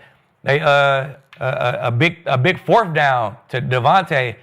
Shit, that got called back illegal formation or something. Oh no, it was illegal shift. But why he's shifting though? He's trying to see if his man is zone. Yeah. He shifted him out there, brought him back, and he had to hurry up and go. So that's on the Broncos defense to me. You trying to see what we in so you can make this play. Vance Joseph on his ass. So Vance had a great second half game plan. That defense really stood up, man. The blitzes hit home. When we didn't blitz, the 4-man rush got home. Hey, man, shout out to Bo, man. Go get everybody. Hey, go chat. Go get y'all a Bo niggas jersey, man. Them shit's hot right now. Them shit's hot right now, man. For real. I think you're way premature wearing that jersey. What? I think you just jinxed number 10 for the rest of the year. Oh, God. And you just spoke for 5 minutes without using the word lucky one time because the Denver Broncos were flat out lucky to win this game. Because the Philadelphia Eagles got robbed at home by the referees. They got robbed. This was home invasion. Home invasion in Philadelphia by the referees. And I'll start with the play that you talked about. And this wasn't a robbery play, but that's 4th and 4 at the 49. And Saquon just doesn't get set. But whose fault is like that? A the ref? split second getting set. Is the ref not supposed to call that? I'm not saying that's a ref, but that was a 30-yard completion that would have changed the complexion of that game with 5 minutes to go. So now here's the first crucial play. Bo Nix, Jalix Hunt's all over him. He's got him in the grasp. It's either in the grasp or it's grounding because he just blindly flings it, and there was somebody remotely in the neighborhood. 2 people. Yeah, no, and they throw the flag. They confer and throw the flag for grounding. Never seen this happen in a football game before. And then they defer to the booth. They have a booth review on the fly, and up in the TV booth, Tony Romo is saying, I'm sorry, that's grounding. He called it grounding in a way Tom Brady would never say it's grounding because he never takes a stand on anything because he can't. Tony said it. Okay? Tony said it's grounding, and I think Tony knows what grounding looks like because he grounded it too many times in his career. And all of a sudden, without making an announcement, they suddenly quietly pick up the flag and say, go, and start the clock. And Philly gets to go back to, wait a second, it was going to be 4th and 16, and it's 3rd and 6, and he hits Cortland Sutton, who was a monster yesterday. Back shoulder. Yeah, he did, and it was a sweet throw, a nice play that set up the drive for the field goal that changed everything. And Tony Romo, to his credit, up in the booth says, wait a second, I'm paraphrasing, but he says, they didn't give us an explanation on what was the play of the game. Well, it was. It's the play of the game. It's intentional grounding, and the refs had time to confer and call it grounding, and somehow they were trying to cheat. Okay, what's that? Because the refs were trying. They were trying to cheat. Put their imprint on the damn game when you know. All right, then I got to get this out of my system because then on this same drive, Zach Bond gets called for a late hit, and that kid, what's his name? The Harvey kid. He catches it. He's fighting for a first down. He's still fighting, and he's not all down yet. And Zach Bond, who's not a late hitter, he's not a cheap shot player, he comes flying in, and he tries to pull up, and they throw a flag The runner is not down yet. He's fighting for a tried to first pull down. up. Skip, he was definitely laying down on the ground. No. On the ground. Nope, you can't call that. Yes, in you that can. moment. You can. Okay. The rules are In the rules. today's game, you gonna drive your shoulder to a guy's head. He who didn't laying on drive the it. ground. Okay, He so did not you drive can't it. do that. He tried to All pull he up. had to do, if he wants to make sure he's down, just go touch him down. Okay, all right. Still down. Okay, but you're full speed, and he is fighting for what looks like he's not down yet, extra yard for the first, and he stops the first, and they throw a flag. It's Zach Bond, Defensive Player of the Year. He doesn't play like that. He doesn't play out of control. If either of you had been in that circumstance, you're going to say, I got to do this. I got to go because I'm not sure he's down yet. I would have said I did some bonehead shit. Damn. Okay, all right. That's what I would have said. Okay, all right. That's what he did. Now we have a late uncalled PI on Goddard down at the goal. It's down at the 4-yard line, and J.L. Skinner has a hold of his jersey. And I don't care what you said, let him play to decide the game. It's pass interference. It's blatant pass interference. It's going to be 1st and goal at the 4, and they have this little play called the tush push, and I think they're going to run it a couple times and get it home. And they don't throw the flag, and I was shocked by that. And then my last quick point to you is that there's obviously competition between Devontae and A.J. Brown. So Jalen threw a really sweet Hail Mary. It was right where it was supposed to be. Mm-hmm. Yep. And weirdly, Devontae and A.J. both go up together, except A.J.'s boxed out. And Devontae out-jumps him and gets both hands on the football, and it looked to me like A.J. broke it up. If you go back and look at it. To me, it looked like Pastor Tan broke it up from the side. Bam. A.J.'s reaching through Devontae's hands and breaks it up, which was fitting because of their rivalry for footballs, right? So, again, I just gave you 5 ways that your team lucked out with a win and escaped with a win that was stolen. Now, sometimes you lose games, Skip. Like, you do dumb shit. You miss your throws in the 4th. You know what I'm saying? You don't get set, and you miss your throw downfield. And a guy on the ground, you could come push him hard as you want to the ground. You could come just dive on him. But you go spearing right in his head. He didn't spear him. He did. He stuck his shoulder straight. Definitely. His shoulder was the first thing that hit bro's head. Definitely. Okay, I think He went and spearing speared is him with on the your ground. helmet. He didn't go helmet to helmet. Well, shoulder to helmet, that's a spear too. Like, that's just them bonehead plays. And sometimes, hey, when you walk in that line, you do bonehead shit and you just lose yourself the game. It was due those, Skip. They'll be just fine. It was just time for them to lose the game. Well, they don't even want to. They was ready for the streak to end themselves. You don't want to have no 30-game win. You don't want that. That's just too much pressure. Tom know how that shit go. Okay. You don't want that kind of pressure. I'm not saying they're in any trouble because they got Giants twice in the next 3 weeks with a game at Minnesota in between. But I mean, you see, I jinxed the Bucks. I jinxed the Broncos. Yep, you did. You see the Broncos who we got? Hold on. You jinxed Bo. Just Bo. Bo. We got the Jets, the Giants, the Cowboys, the Texans, and the Raiders coming up. We're going to strike 5 games straight. You got the sleep on Cowboys the Giants, coming they up. just upset the We're gonna Chargers. strike You 5 never know. straight. Yeah, off a win like that. Know. So, gritty road win for Denver. They trailed 17-3 going into the 4th quarter, and Eagles looked like they found their footing with the offense in the first half. Denver punted on 7 of their 8 first drives. Then it comes down to the second half. It was a tale of 2 halves. Eagles finally got Devontae Smith going a little bit, threw the ball to A.J. Brown.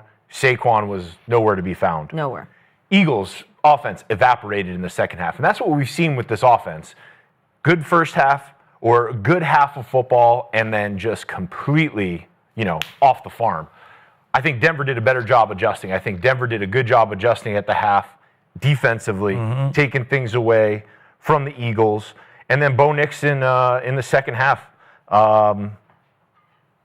Where are the notes here? They executed on 3rd down repeatedly. He was 9 of 10 for 127 in the second half. In the second half, that's what it was. 9 of 10 for 126. Yeah. And then you factor in, I think the run game had a big thing going because the Eagles couldn't get the run game going.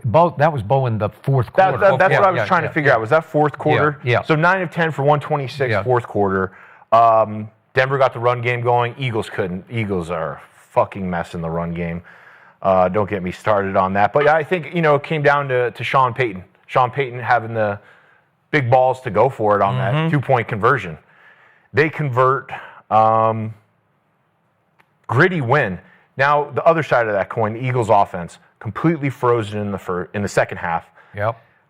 After the Barkley receiving touchdown in the second half, they ran 14 plays for 3 yards. You have Devontae Smith, A.J. Brown, Saquon Barkley all on the field together, and that's all you can get. First half success evaporated, run game stalled. I really do think someone commented on one of these videos, on the YouTube videos, saying that I keep saying the Eagles have the best offensive line in the NFL. I think that they've taken a step back. I think interiorly they're struggling. I think, Landon Dickerson's banged up. Juergens is having a down year, and Steen hasn't come in and killed it. Lane Johnson's banged up. Lane Johnson's banged up too. So that tush pushing. That's good, and that's how Lane Johnson got hurt. But Richie, so what happened? I say this, and I'm going to continue to say it. Never accept in a win what you want in a loss. We've seen too many times, like Richie said, where one half is like this, the next half is like this. And it caught up to him. It finally caught up to him. The Eagles have been finding ways to win, or they found a way to lose with penalties. Broncos executed in crunch time. The Eagles did not execute. Why? Because adjustments. When you come into a game, you look at matchups. How do we favor? The Broncos said, we feel like we can cover them one-on-one, like we can go man. Like Aqib said, they started out doing a lot of man. Jalen was picking them apart. What they do, let's make an adjustment. You know what we're going to do? We're going to make him make throws. A lot of the Eagles fans, well, Gerald, he threw for 280 yards. Oh, okay. Jalen Hurts, 20 of his 23 completions, under 10-yard passes. Under 10-yard passes, 20 of 26, 157 yards and a touchdown. 10-plus yard passes, air yards, throwing in the air, 3 of 12, 123 yards and a touchdown. 123 of the 280 yards he had was yak yards. So Denver said, you know what? He's killing us in man. AJ's doing what he's doing. Devontae's doing what he's doing. We just seen Saquon do what he can do. Let's make him hold the ball and see what he can do. What happened? They had 6 sacks. 6 sacks. Yeah. All of them came on zone. None of them came on man because of what Aqib said. They made him hold the ball. Yeah. They did not execute at the end, and that's what happened. Philly is going to be okay. But, Richie, you said something last time we was here, we talked about this, and we kind of just like, whatever. This whole A.J. Brown thing is kind of, I'm going to say it, and Philly, I don't care how y'all feel, I don't care how none of y'all feel. It's time for A.J. to go. You are who you are. All that sulking and pouting and all of that is starting to wear on the sideline. It's starting to become an issue in the locker room simply because he is who he is. Well, he's a diva. He's just tweeting. He's just a wide receiver. This is just something, it'll blow over. Oh, will it? Did A.J. Brown start his career in Philly? No. No, he started in Tennessee, right? Right. How did he get to Philly? He got traded, correct? Right. What was he doing before that? Tweeting and complaining. But AJ, he's matured and he's this and this is no shot to my quarterback. This has nothing to do with people in the building. They asked him after the Tampa game, what about your tweets? What's going on with your tweets? And he said, do you feel heard? Yeah, of course I feel heard. Kevin Patullo, we talk. Nick Sirianni FaceTime me every day. They asked him about Jalen Hurts. He voiced a question. No talk. Do y'all communicate? They asked him Sunday, what happened after did you stop running? Did he overthrow you? What happened? Did y'all communicate after? Nope. Nothing happened. You're not communicating with your quarterback, but you want us to believe that there's nothing going on. Again, you are who you are. You're going to be how you're going to be. Everybody else in the locker room, Jalen Carter spit on somebody opening day, and that same person said in an interview, I don't care if I have 6 sacks in the game if we lose. I'd rather win.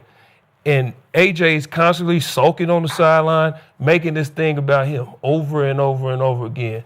It's repeated behavior. And you know how I know that this is just who he is and it won't change? Hey, y'all can put that video up for me. And so you really just start to break down. It's like, man, it's truly a business, but this team want me, so I'm gonna give my all to this team, and I'm gonna do everything I can to help this team win. And so, man, just learning that it is a business, that this can happen at any moment, and nobody's off limit. So, so that's a learning curve for a lot of young guys that take a while. And for me, myself, like I learned and I expressed frustration in the wrong manner at times during those times. Like looking back on it, like I was on Twitter, social media, tweeting, like I wouldn't do that now, right? But that's just me being older, just learning that it's just a business. And like I said, I'm here to do a job. At the end of the week, I get paid. That's just how it goes. Like everybody else with a regular day job, like. Oh, But he's still tweeting. that was AJ Brown after he left. That was right after he got traded. No more tweets to Philly. He said, "I wouldn't do that now. I've matured. Bro, this is 3 years later, and you still doing the same thing. Your quarterback. Look at this. This is 2022. It's out of my hands. God, I trust you. Tired of all this, just like y'all. Ooh. This is 2022. We're talking about the same thing in 2025. He is who he is. Your leader, who's your quarterback, he said, blame me. That's what he said yesterday after the game. Jalen Hurts said, blame me. Devontae, we just so happen to see his body language and see his frustration, okay? Happened yesterday, played well. Kobe Dean said in the locker room, you never want to be negative. You always want to be positive regardless of what happens. He's constantly sulking. He's constantly making it about him. They asked him about the route. You said he stopped. You said he stopped. You said he stopped. Everybody seen him stop. What happened? No, I don't believe I stopped on the play. Yeah, to me, he overthrew me. Like, what are we doing here? Like, what? Yeah. Like, seriously. And Richie, back to what you said. Where there's smoke, there's fire. Well, I'm glad it wasn't no Twitter when like Irvin and all them played, because they would have been doing the same shit. Yeah. Just the nature of these. I'm just saying, Randy bro. Moss would have been doing the same shit. I'm just saying, there's a culture that's set, and this is constantly a thing. Yeah. Every culture I've been in, the wideouts want the ball. That is true. That's what they do, man. Okay, look at the difference of how Devontae's handling and how he's handling. But they two different guys. That's the number 2 receiver and the number 1 receiver. This is okay. Hey, listen. All I know is at the end of the year, the ultimate goal is to win the Super Bowl, right? You said it. It's not the same person that after he won. This the same person after he won said, "Win the Super Bowl ain't really all that." I ain't really think. Yeah, it was cool. It was cool, but cool. He making it about him. Hey, you just won a Super Bowl. Hey, rub his head right. Throw his ass back out there. Get your ass out there. We gonna need you one day, bro. Yeah. So. That's just they role, bro. That's what they do. You just won a Super Bowl, and the next day is just. After you finish a game with Pat, that's how they feel. That's how all Philly feel right now. When they finish with Pat, when Pat get done with your ass, everybody want to get rid of you on your whole team. So that's what Pat do to you. You know what I'm saying? It make you want to get rid of his ass. Y'all can keep acting like this is nothing all you want. It's consistent behavior. And it's why is everybody in the team having to answer questions about this one person? There's a lot that's going on. Jalen Hurts has had a new coordinator every year since college. Learning new offenses is not easy. Okay. There's an overabundance of weapons. Look at what Jalen did. The proof is in the pudding. When they was playing man, Jalen was lighting them up. Because I know he can win. Now we in zone. We got to figure this thing out. We're lighting up Moss. Okay.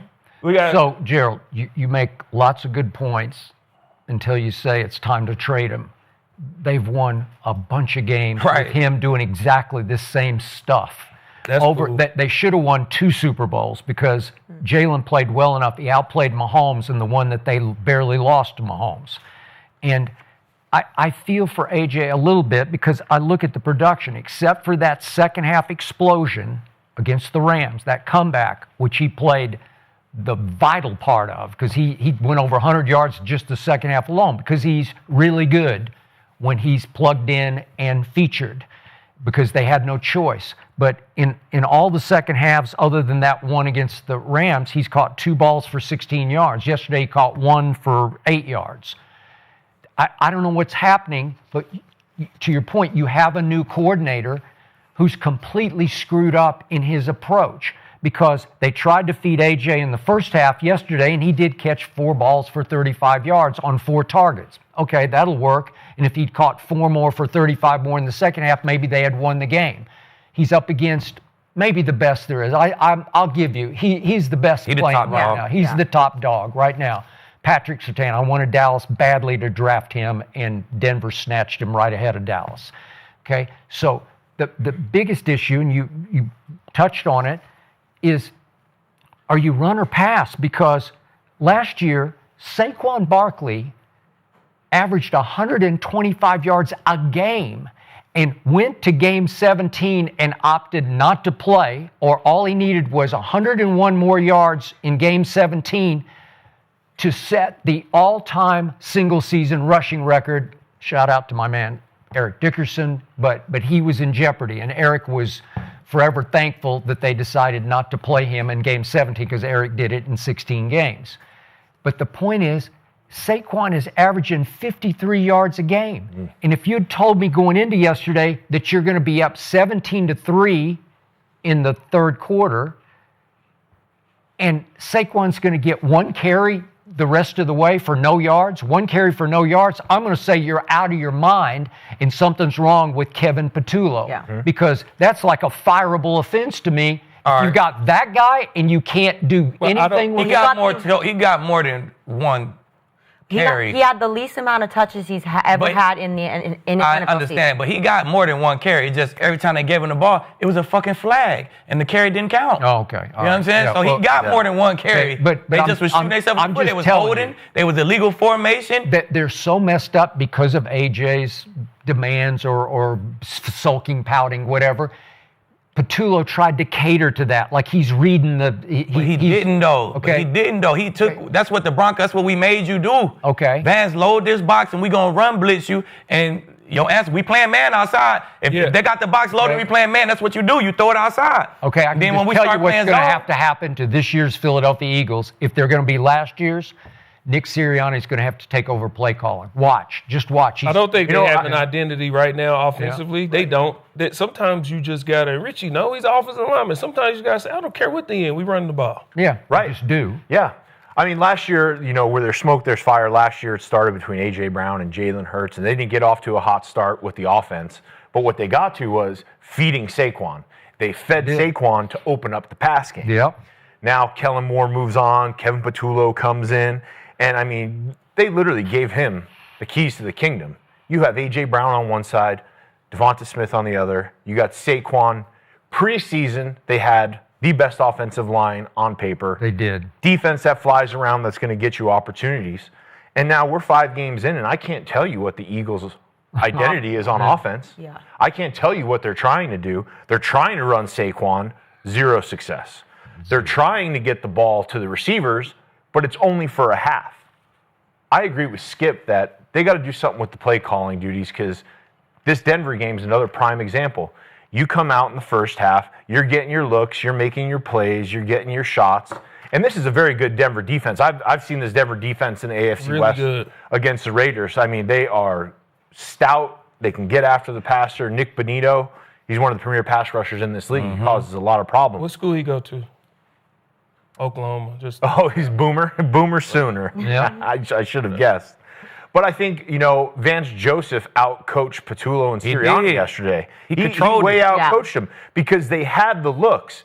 They got what they wanted. They started dictating the tempo of the game in the first half, and then the second half it comes out, and it's like, what's going on? Because he switched it up. That's how he did. But so y'all want the Eagles to.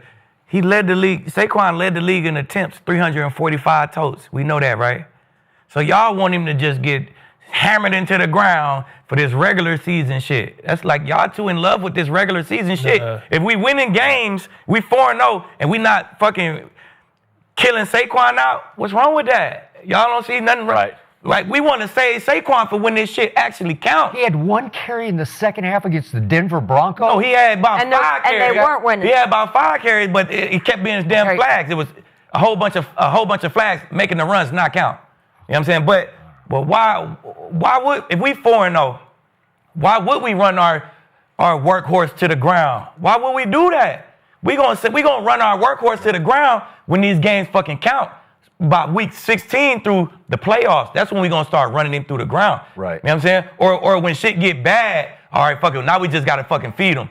We 4-0. Why we gotta force it? What we doing? What kind of coaches are you guys, man? Right. Just give up a game to Denver. It doesn't matter. They didn't give it up. They shot themselves in the foot, Skip. They fucked it off. They did. They missed their throws. They got penalties. Every time they had a big play, it was a penalty. They had a second down.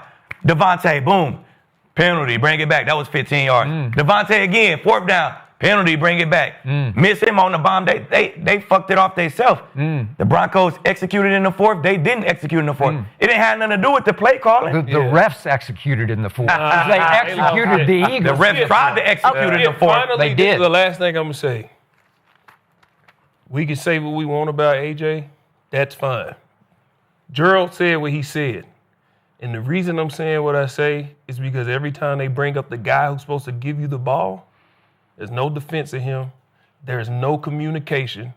And that becomes an issue because, Skip, you always say he plays the most dependent position in all of football, but really all of sports. Yeah, it is. So every time they bring this guy up, there's an issue or you avoid talking about it or there's no, after a throw like that, where you might have thought or he might have thought, you mean to tell me the first thing you didn't do is go to the sideline and say, hey, did you see me? Did I stop or whatever? You said nothing.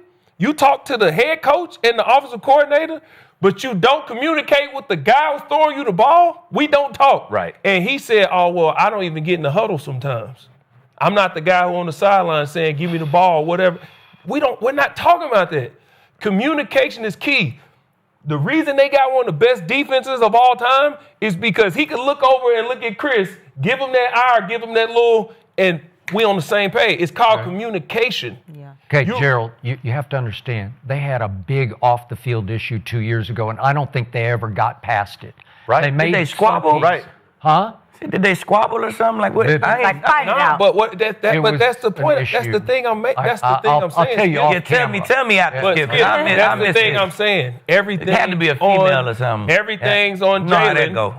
Everything's on Jalen. He's the quarterback. Right. Okay, you got a Devontae. You see, he could be a number one whenever he want to. How long is this going to It keep sounds happening? You know what? good. Devontae is not A.J. Brown. I don't care. No, what he's you not. say. sounds No, I'm saying- good. But he's a great compliment not- to he is. A.J. he's Brown. not- He wouldn't he's have not- him. listen, If Devontae would have AJ had Pat on him, it would have been the same. Same. It would have been the same. Or worse. AJ, Or to right. me, is a top 5 wide receiver in all of football. Yeah. It's bigger than just your talent. Right. It's becoming bigger than that. And the fans can write But it how off is all it becoming they bigger want. than that when all we can go off of is the Super Bowl and a 4-1 start? Like it ain't bigger than that yet.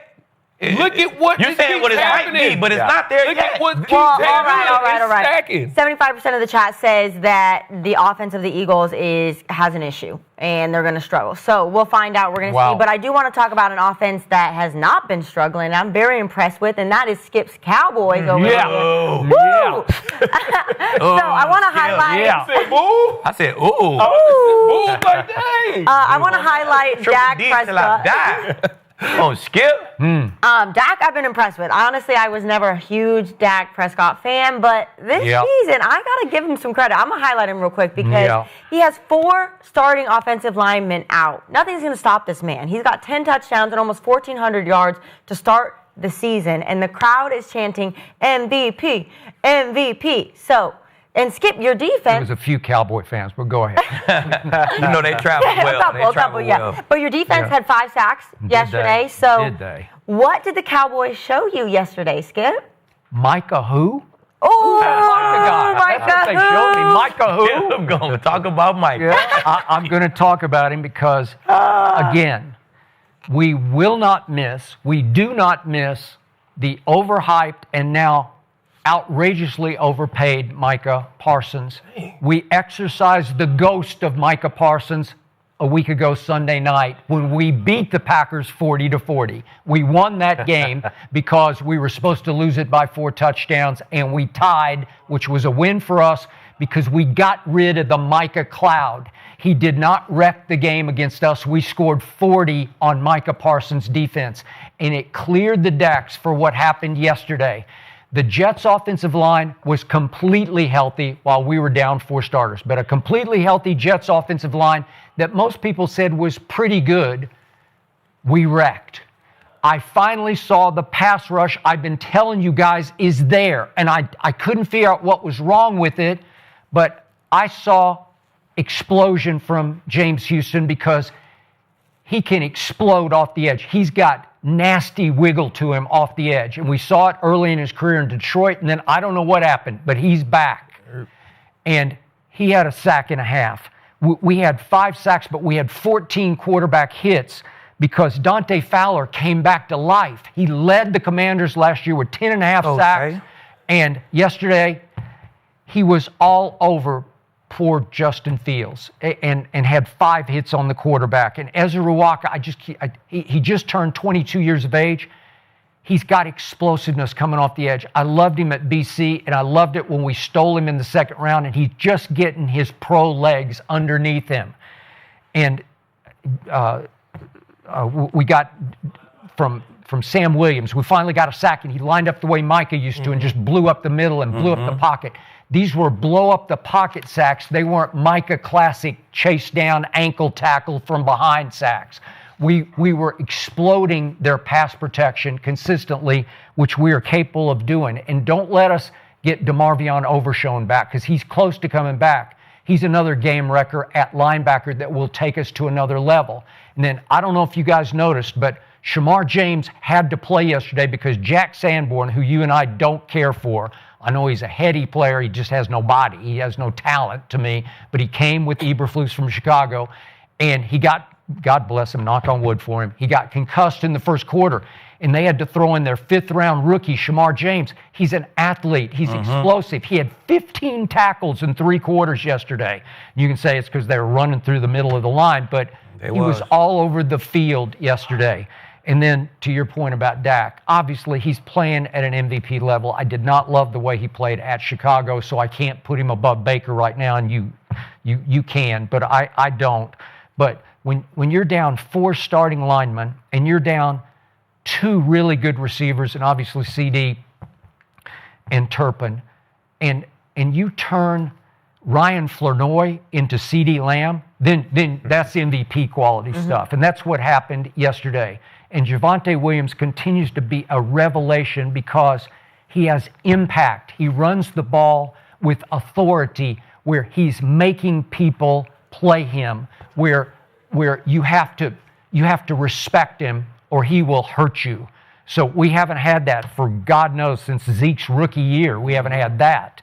And the whole thing added up to, it's why Jerry flipped off the fans at the end of the game. He's flipping off. He's grinning when he's doing it. But the Jets fans are on him. He's feeling himself because he saw potential yesterday. He saw a team that can go win at Carolina and can come home and play the hell out of Washington because they always do and they will. So if we could pull off 3 in a row, we might be causing some trouble for the NFC East before this year is over. Ooh, I like it. I love what the Cowboys went out and did. I'm not going to talk about Parsons because he don't play for the Cowboys no more, Skip. Okay. You want to just leave him alone, you know what I'm saying? We don't just need like it. Jerry. We got to pass rush. Skip and Jerry, bro. They going to bring up Parsons. He did again last night. Yep. But nah, I'm going to talk about Dak, man, and Shoddy. Now, Shoddy, man, he doing a great job neutralizing that rush. If we down on the offensive line, then the coach got to do something to neutralize this rush. All these jets he running. It's like, y'all want to rush our field? I give you a jet real quick. You would slow that fucking rush down with some ghost jets and... Even to Ryan Flournoy. Exactly. He ran it twice. Exactly. Even whoever. It don't matter. If he come in full speed and I give him a jet, that's going to slow them edges down. You know what I'm saying? I watched Allen High School do that shit. We played against Cedar Hill, and that was supposed to be the best D-line in Texas. I don't think nobody on their D-line had a tackle because Coach Wigg did a great job just neutralizing that rush. Yeah, and they run jet action constantly where they fake it. Fake it, give it. Like, you don't know what's going on, but you're going to neutralize that rush with it. And also, the screens, bro, he throwing screens in the red zone. The play calling from Shoddy is impeccable right now, man. And Dak is executing crazy. So, I mean, I saw a super explosive offense from the Cowboys, but we've seen that all year. So, I wasn't surprised they went and gave the Jets 35 or 37 or whatever they scored. I wasn't surprised by that. But I also wasn't surprised that the Jets had 400 yards, what they had. Yeah. They had 378 yards. They 150 rushing and 100 to 200 and whatever passing. So, I mean, they was great on third down. So, I love what the Cowboys are doing on offense. But that damn defense, we played the Jets. They can't throw the ball, so they only scored 20-something. That's the only reason I say they're not going to make the playoffs, man. But okay, one other quick point before you go. We have been all over them for Eberflus's zone defense, which I couldn't figure out. He let them play man, and Trevon Diggs talked after the game about it. I just felt more comfortable because he and Bland were taking people and actually doing what they do instead of drifting back into some zone that they never looked right playing it. And they look better. I think they look better mixing in that man, but they also got a bunch of them sacks when they dropped in cover 2 and Justin held the ball, and that rush got there too. So it's just got to be a nice little mix, you know what I'm saying? So I don't know, man. You might beat the Panthers and you might split with Washington, but you're not going to beat these good teams playing defense like that, giving up 300, 400, damn near 400 yards to the Jets. No, but it looked not better. Not going to win big games. You got to admit, it just looked better. It did look better. And I mean, I'm going to give, I told you at the beginning, I give them 8 wins. They're going to be 8-9 team. That's going to be middle of the pack, and they're going to have a lot. They're going to have a great offseason.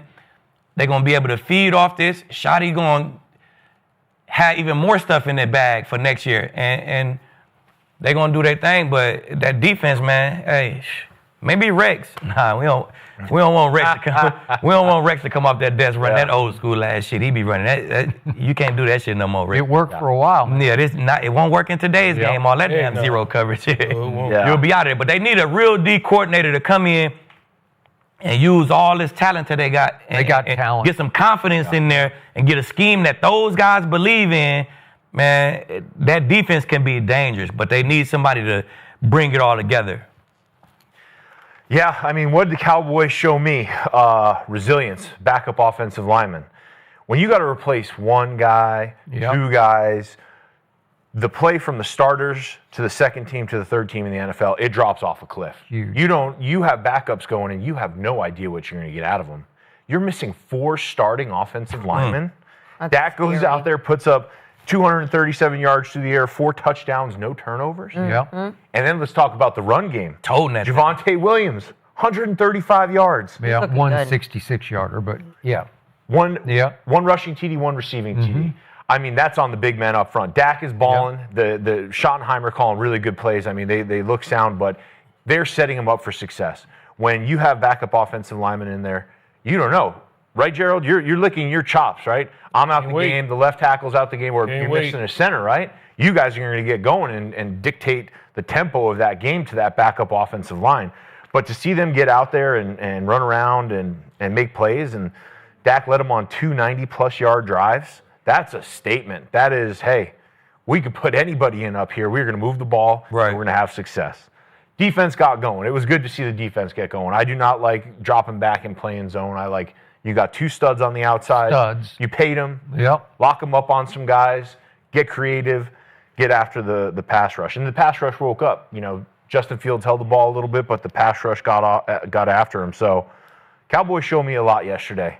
They got Carolina, and then they got Washington coming up. I think that they'll be sitting in the driver's seat here. They got to beat the Commanders, though. Got to beat the Panthers. Yeah, I was with Skip last week when I said they could still make the playoffs. They showed me exactly what I said last week. They got a top 5 offense. And I said there's more to this pass rush than what they're showing. And they'll get better. I said DeRon Bland and Trevon Diggs will get better. They're going to get healthy and they'll be able to cover. So the defense will improve. They won't be, they won't start climbing the ranks where we like, this defense is. No. But they play better, and I believe they'll get better.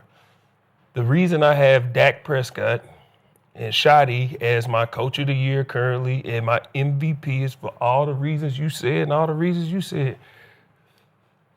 You take on the identity of your head coach, and I'm surprised you don't have him as coach of the year right now because your biggest issue with Jason Garrett and Mike McCarthy is they just couldn't motivate the group. Agreed. They couldn't motivate the team. No, he's connecting. We just talked about the Ravens and how they looked unmotivated, and how that message just starts to get repetitive. And look at how he got. My quick point is Chicago was inexplicable to me. I haven't gotten over it yet because that was wrong. But look at what it they're did better than the Bears. But look at what it did. Defense. The Bears look bad. But also look at what it did to them. It sent a shockwave through. Okay. And look at how they came out versus the Packers, and then how they played yesterday. What they're able to do with all the injuries and how bad the defense is and how Dak is he's lighting people up. That's just why. Do I believe he's playing better than Baker and all of it? No, I think Baker's playing better. He is. But what he has to deal with, what Shotty has to deal with, and what they're still able to do, is just right now. This thing will change by midseason and further. I'm not saying they're going to win it. Yeah. Just where we sit right now. I just believe that Dak is the MVP with what he's had to work with. And then Shotty's the coach of the year with what he had to work. You know who I got right after that? Baker Mayfield and Todd Bowles. This is, you know what I'm saying? Like, they're close too, but they just, what I said last week, I believe they have enough to make the playoffs. The defense will get better, but they can't lose the Chicagos. And I'm with Aqib. The defense, man, but the rush is better than it is, and they'll improve. So, I don't take a lot from this, but it looks better. So their former running back, Rico Dowdle, went off yesterday in Carolina. He was the backup and got thrown into the fire and went crazy, went over 200 yards. And he said after the game, and I quote, "I'm a violent runner. I'm looking forward to getting to the second level against them," Dallas. They've just got to buckle up. Okay, so he's basically calling them out, and I want to thank Rico Dowdle publicly for saying that, because that's all we needed to get ready for a game that we will win at Carolina, even against him, because we're better than that. And he's going to see a front featuring Kenny Clark and Odigizua that is respectable, and he's not going to get 200 and whatever yards it was against the Dallas Cowboys. So I'm just thanking him publicly. Yeah, Shotty, he rallying the troops right now. Just gotta keep it going. Well, we'll find out this weekend. I do want to talk about Dillon Gabriel. I know the arena wants the Shador start, but Dillon Gabriel, he had his first regular season start, 190 yards, 2 touchdowns, no interceptions. I mean, it's not terrible. It's not crazy numbers, but Gerald, how impressed were you with Dillon Gabriel? I won't say impressed, but I thought he played well with all the circumstances. He got named the starter on Wednesday. As a rookie. They traveled to London on a Thursday. Yeah. And how much practice is he getting game plan wise as the number one when you have to travel? You played abroad, right? Keith, you played? I know we did because we traveled together. Have you played abroad? Have you played over? Oh, yeah. That's what I'm saying. It's a lot. It's a lot that goes into that operation. So with everything he faced a defense that has given up 3 total touchdowns all year. He scored twice. They scored again, but it got called back. That was a run. It was a run, but they scored. That's what I'm saying. They scored on this defense. I'm talking about the run game. Talk about Dillon. He threw 2 touchdowns versus a defense that's only given up 3 total. So he threw 2 touchdowns, and he made some rookie mistakes. I felt like his coach could have put him in better position on that last drive. They ran 3 plays in 11 seconds. In that situation, why you run, and then try and throw a pass on 3rd and 11. But I thought he handled the game well with the circumstances. I wouldn't say impressed, but I thought he played well enough for the position he got put in. It's just one game, so it's hard to really pass judgment of what he's going to be moving forward. Let him get home, get another week under his belt, another game plan, and let's see what happens. But for the circumstances, I thought he played decent. Yeah. It's a lot traveling internationally, traveling across the pond to go play. You get named the starter on Wednesday. You got 2 days of practice, 3 days of practice with a whole day of travel. I thought he looked better than average. He got some completions. I think that's what I saw in the preseason with him. Just taking those completions, attacking the middle of the field, all that short stuff. He's accurate on that. Can't push the ball down the field, or he hasn't shown it yet. But he did have them they were up 17-14 with 30 seconds left. So he put them in a position to win. And I see my man over here. I agree with you. Give him another week to start. Get him back at home. Get him in a rhythm. give him a game plan, see what he can do. Let's see what happens. See what happens. Yeah. And then, if he doesn't perform, it's Shedeur time. Yeah. Thank you. I thought it was very, very conservative. It was a To put it mildly. It was a bunch of quick throws to the running back to the flats, play action, tight ends to the flats. I mean, no downfield action at all. Like you say, he ain't pushed the ball. One throw downfield. One. Barely. I mean, it was 3 for 15 on third down. Took a few sacks. And then on that first drive, the first touchdown drive, it was one pass for 1 yard on the whole drive. It was all runs. It was one pass for 1 yard to play action, throw it to the flats again. Luckily, the flats was a touchdown this time. What about the second touchdown? All right, I'm going to get there. The 2-minute drive, he got a field goal. I thought that was his best drive. He threw the ball. He threw curls at least. It wasn't all to the flats. He threw curls. He threw a couple digs. He that was his best drive of the game. Okay. And to my point, 2-minute drill, you probably going to get a softer defense. Guys, trying not to give up a touchdown. We're going to kind of play it like 2 minutes. You get a softer, too high shell kind of defense, so it's easier to make those throws that he did make.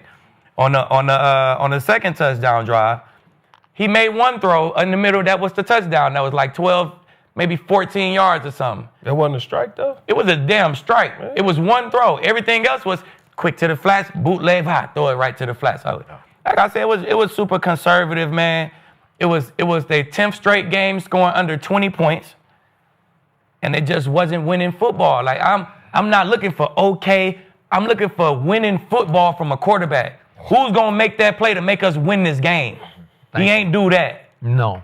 A quarterback got to make that one play or 2 plays late in the game to make us win this game, like Bo did. You know what I'm saying? Like Bo did. You know? Bo knows. He gonna make you win this game. Yeah. Let me make a couple plays with my legs, with my arm, with whatever, to make us win this game. He didn't do that, man. I thought they ran the ball, and I thought they played defense good enough to win the game. Absolutely. Yeah, and they didn't fucking win the game. That is true. So I don't like it. I concur. They had a touchdown call back, but They did. It was running the ball. Look, I'm not objective about this, but I know Dillon Gabriel's game. You watched him a lot at Oklahoma 2 years. He's pretty good, and that's it. He's pretty good. He's 5'11", got an average arm, but he really knows how to play. That was the best of Dillon Gabriel because Stefanski just put him in position not to lose. Just don't lose it, don't lose it, don't lose it. The whole game was don't lose it. Right. Mm-hmm. And it's hard for me to watch because Shedeur is way better than Dillon Gabriel. He just is. If you give him the reins, if you give him a shot, the vets will all rally around him. They got a pretty good football team. They got a really good defense. That Defense. A real good O-line, too. Yeah, they But do. you know what got Listen, back? Hey, but shit, that's Judkins good. is legit now. Judkins giving him pop because he got 110 yesterday. If you put Shedeur in there, which they won't do now, he'll get his next opportunity. I give you that. He's probably going to get 4 games. Yeah, he probably will. But look, trust me on this. If Shedeur had started from the start, game 1 against Cincinnati at home, they would be the talk of the NFL right now because I look at the fourth quarter yesterday. They go 0 for 4 on third down because Dillon was playing not to lose. Don't. His whole mantra is don't. I'm not. Don't throw it to them. Don't put it on the ground. And he did a great job of that.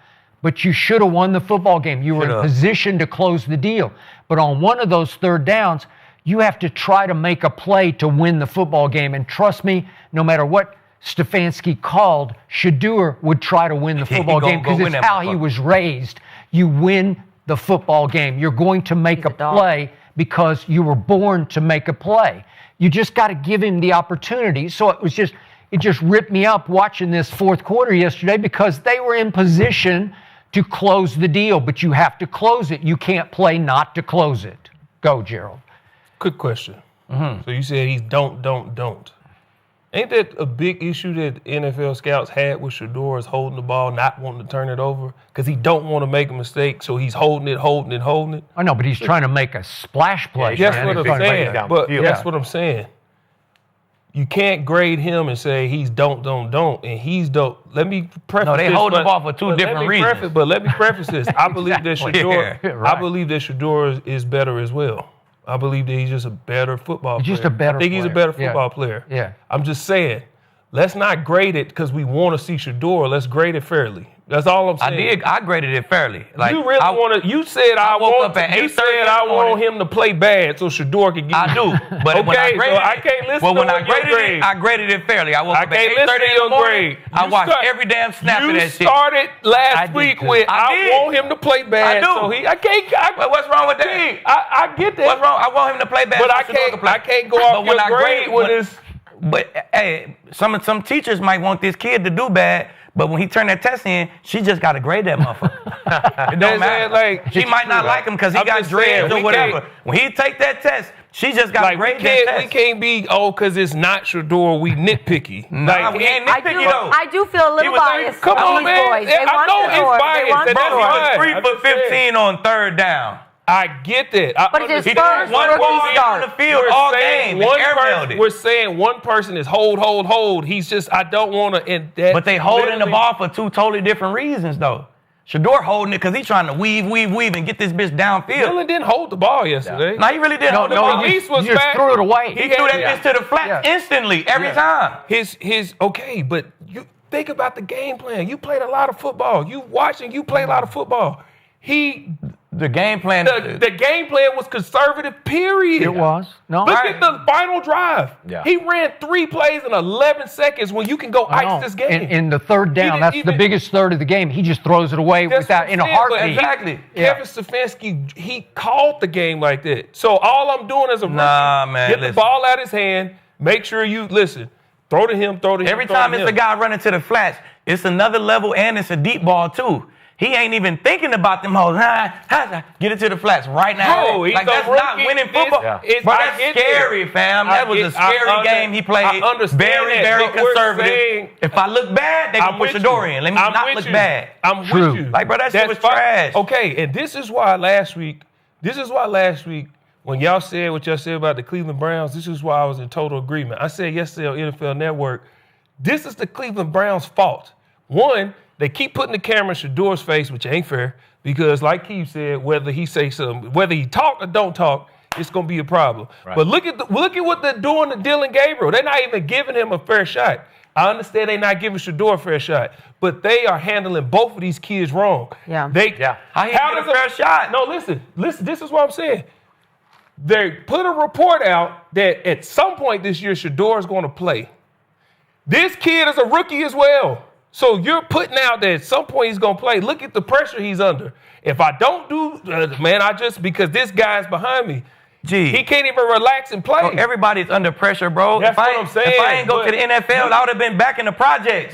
But that's what I'm everybody. saying. But y'all everybody got pressure, but bro. you It's part grading of him the off of game. this. Yeah. Y'all grading him off of having 3 days to prepare for a London game. Right. Well, Like, grade it fairly. yeah, that's all I'm saying. That's why he. I deserves believe another chance. Shador's better as well. But if we're going to grade, stop grading with bias. Yeah. Hey, If he you ain't can't played say winning he- football, you period. can't- I didn't say he did. Well, but that's what the grade was saying. I'm That's what the saying, grade but he said. said he was A just damn gonna D hell- minus. He said he You just lost. gonna You're giving him a D hell. minus? Man, you lost the game, man. D You don't minus. get higher than a C if you lose the He game. said he just was holding, he was playing not to, and this is the same thing that they've said about the other one. I believe that this one is better. I believe if they have I've said it over and over, if they have a real competition with the both amount of reps, with the same old line, with the same group, Shador is a better player. Right. But I'm saying let's grade without bias. Y'all want to see All right, Shador. grading I without wanna see bias. him. QBR for the game. Dillon Gabriel was a 38 on He's scale of 0 a to rookie 100. after 3 days That of QBR practice. don't lie, man. It's Doesn't skip, lie. man. Hey, What are rookie you giving after him? Are you 3 agreeing with a days D of minus? practice. But we What? can't. Sorry. That's You're grading with screaming. bias. I can't That's hear saying, you. oh, he's D-minus, a rookie you with agree? 3 days with practice, I wouldn't. so we're going to grade it No, like this. y'all No. are grading somebody Take the off what name you- off of it, bro. Just look at the numbers. The stats say the I'm- QBR bro, was a 38. You're talking to Mr. Take the name off of it. I'm the one who took Sanders off his jersey. But you're not taking Gabriel off his jersey. Gabriel don't matter. His You name- is. No, it don't. You saying, bro, he's a rookie with 3 days. Who I gives said he's a fuck? rookie. Did I say his name Who was Dillon cares, Gabriel? bro? Did He I was say the his starting name was quarterback for the Browns. You That did. shit You was hear me trash. say his Yeah. name was Dillon Gabriel? No. I said No. he's a rookie. You said Grade he's a him rookie. fairly. Grade him like a rookie. But we're going to grade him like a starting Don't grade him and say, quarterback, bro. don't grade him and say, oh, he's a rookie because y'all want this guy in. Be fair. But you grade him, well, he a rookie with 3 days to prepare, or well, let me give him a little leeway. Okay, and what did everybody say? Ain't no leeway, fam. What did everybody say? I don't want to see Shador as the number 2 because if he gets thrown in the game, it's not fair because he didn't get a game plan, right? Okay, why is that? Because you want it to be fair to give him time to develop a game plan that's for him. This kid got 3 days. 3 days. I said I wasn't impressed. Is that not what I said? Yes, I did. I said he played decent under the circumstances. So he got a D-. Give him some time. What grade are you giving him? D- from Aqib. I gave him a C. C. What's wrong with that? What's wrong with that? D, not a D-, a D, okay? C-. C-. He might well got a damn D, Give him a Richie. Well, but A C- like a We're grading 69.8. because we want to see somebody else, not You just might well grade get him a games. fucking D. He got completions, but I think Grade the what it game. boils down to is Dillon Gabriel is Stefanski's quarterback. Shedeur Sanders, That is a fact. Jimmy Haslam's quarterback. That is a right? fact. So Yep. it's going to be Shedeur time at some point this season. I yeah. think Dillon, And that's fine. you got to roll with him one more time. But you look at Cleveland, they run the ball really well. Right? They play defense. That defense is nasty. I mean, those guys are flying around Yep. getting after the quarterback. 100%. You know, they're set up. They thought that they could get by with Flacco for a few weeks. Flacco couldn't give them nothing. Now, this is Stefanski's guy. Right. Let Dillon Gabriel roll. I think he get 4 weeks. Right. That's what I'm saying. another couple, But I'm great. losses, The thing let is, Shedeur go. I want to see it. For me, because you're trying to figure this thing out. 4 weeks a lot. If he do what he just did, hey, what do we got to lose? Let's see what the other one can do. Right. Yeah. That's all I'm saying. But at least grade it like that. Okay, I got a grade fair on the other quarterback because I'm not a Carson Wentz guy, but I got to give him an A+ for the fourth quarter yesterday Right. That because should be all he right. went 14 of 16 for 123 and the late touchdown. On that dot. defense. A On dot. that A defense. dot. Hey, question. Did you think there was a bust in cover 2? Nope. It You looked like like just- nobody cause took they him. look like No, they because was you know why they ran it? They worried about them quick flat throws. Right. And shit, it's just hard to play cover 2 in the red. That's why I never liked cover 2 in the red red zone. zone. It's just too hard. The way that safety had to get over and the way he had, I'm Like like, that that's homer not, right I there, don't know bro. why I would have The called safety that, yeah. can't get over there. He got it out of the middle of the field. By the time Ward turned, it was like, God damn, I can't get to that. And it was just a I perfect didn't know dot. if it was miscommunication because the way he looked at the safety. He was like, was you supposed to, you know what I'm saying? Yeah. It was covered. Agreed. But you're going to have that all day in cover Yeah. 2 in the red Yeah. zone. Like, shit, It was a happens good too drive quick. to win the game. It was a good drive to win. Hey. the Well, game. let's talk about tonight's game. We got to get a little predictions for tonight. But I'm so excited for the Chiefs at Jaguars tonight. It's in Jacksonville. I wish I could be there, but if you guys are in Jacksonville tonight, know the best spot to get ticket deals, okay? Which I wanted to give a big shout out to our sponsor, SeatGeek. 35 million downloads. SeatGeek is the #1 rated ticketing app, and there's more than 70,000 events listed, including concerts, sports, and festivals. And the NFL is in full swing. We got MLB playoffs going on right now. NBA is around the corner. So, with Monday Night Football tonight, Richie, who wins and what is the score? I'm going Chiefs. Chiefs have dominated the Jaguars. They've won their last 8 straight against them. Andy Reid's got some crazy record coming off 10 days rest like that. I think he's got like 8 or 10 wins. Yeah. KC's building momentum. You know, they got Xavier Worthy back, and he seemed to unlock the whole offense. So I think the Chiefs cruise tonight, even though I've been impressed with the Jaguars thus far, but I think the Chiefs have the edge 27-23. Want to go? I'll go. I like the Chiefs to protect that ball tonight, man. And that's how the Jags been winning games. They've been taking that ball away, turning them into points. So you protect that ball, you get a dub. Man, if I'm going to say anybody going to protect the ball, it's going to be Andy and Patty, you know what I'm saying? So I'm riding with the Chiefs. And they're not really they beat the shit out the Ravens, but they're not really a beat the shit out your team. They just win games. I say 27-17. Okay. Oh, that's pretty significant. Yeah, but I got the same. I'm thinking the same as Aqib. They're going to protect the ball. If you watch the Jags, they've been taking the ball away. Is how they've been winning. Got momentum. with Xavier Worthy back, I got the Chiefs 21-17. Okay, a little Really? closer. 24-17, I say that. Oh, you changed it? Okay. Pull it back a little bit. Bring it down a little bit. Are you going Chiefs or? Yeah, I'm going Chiefs. Uh-oh. I've been impressed, though, with the Jags. I've been impressed, but I don't think they pulled through. All right, I'm going to do it again. Are you doing this? I was going to pick the Chiefs. I was going to, but when all four of you Thank go you, the other Skip. way, I'm going home team. Okay. I think Liam Cohen will see the light and play Travis both ways heavily this time. So I will go Jacksonville. I'll reverse my score. Trevor Lawrence has a big game. I'll go home team 27-24. I think Spag's going to trick Trevor Lawrence into doing something stupid. Couple turnovers. All right. Well, we are going to find out tonight, but I love using SeatGeek, okay? I was just at the Ryder Cup. I use, of course, SeatGeek, so go check it out. And so it has your back, okay? Each ticket is rated on a scale of 1 to 10, so it makes it easy for you so you know you're getting a good deal. So for the green dots, green means good, red means bad. Plus, every ticket is backed by their buyer guarantee. So, of course, we have a code for you guys. So, Skip, what's that code? Gridiron 10 in honor of Bo Nix. 10. Oh! Yeah. So use that code. You get 10% off of tickets at SeatGeek. 10% off. So go support the crew. Use that code and make sure you click the link in the description to download the app. And we love you guys so much. We're going to be back on this couch tomorrow, 11:30 a.m. PST, 2:30 EST. Thank you guys so much for watching. We'll see you tomorrow.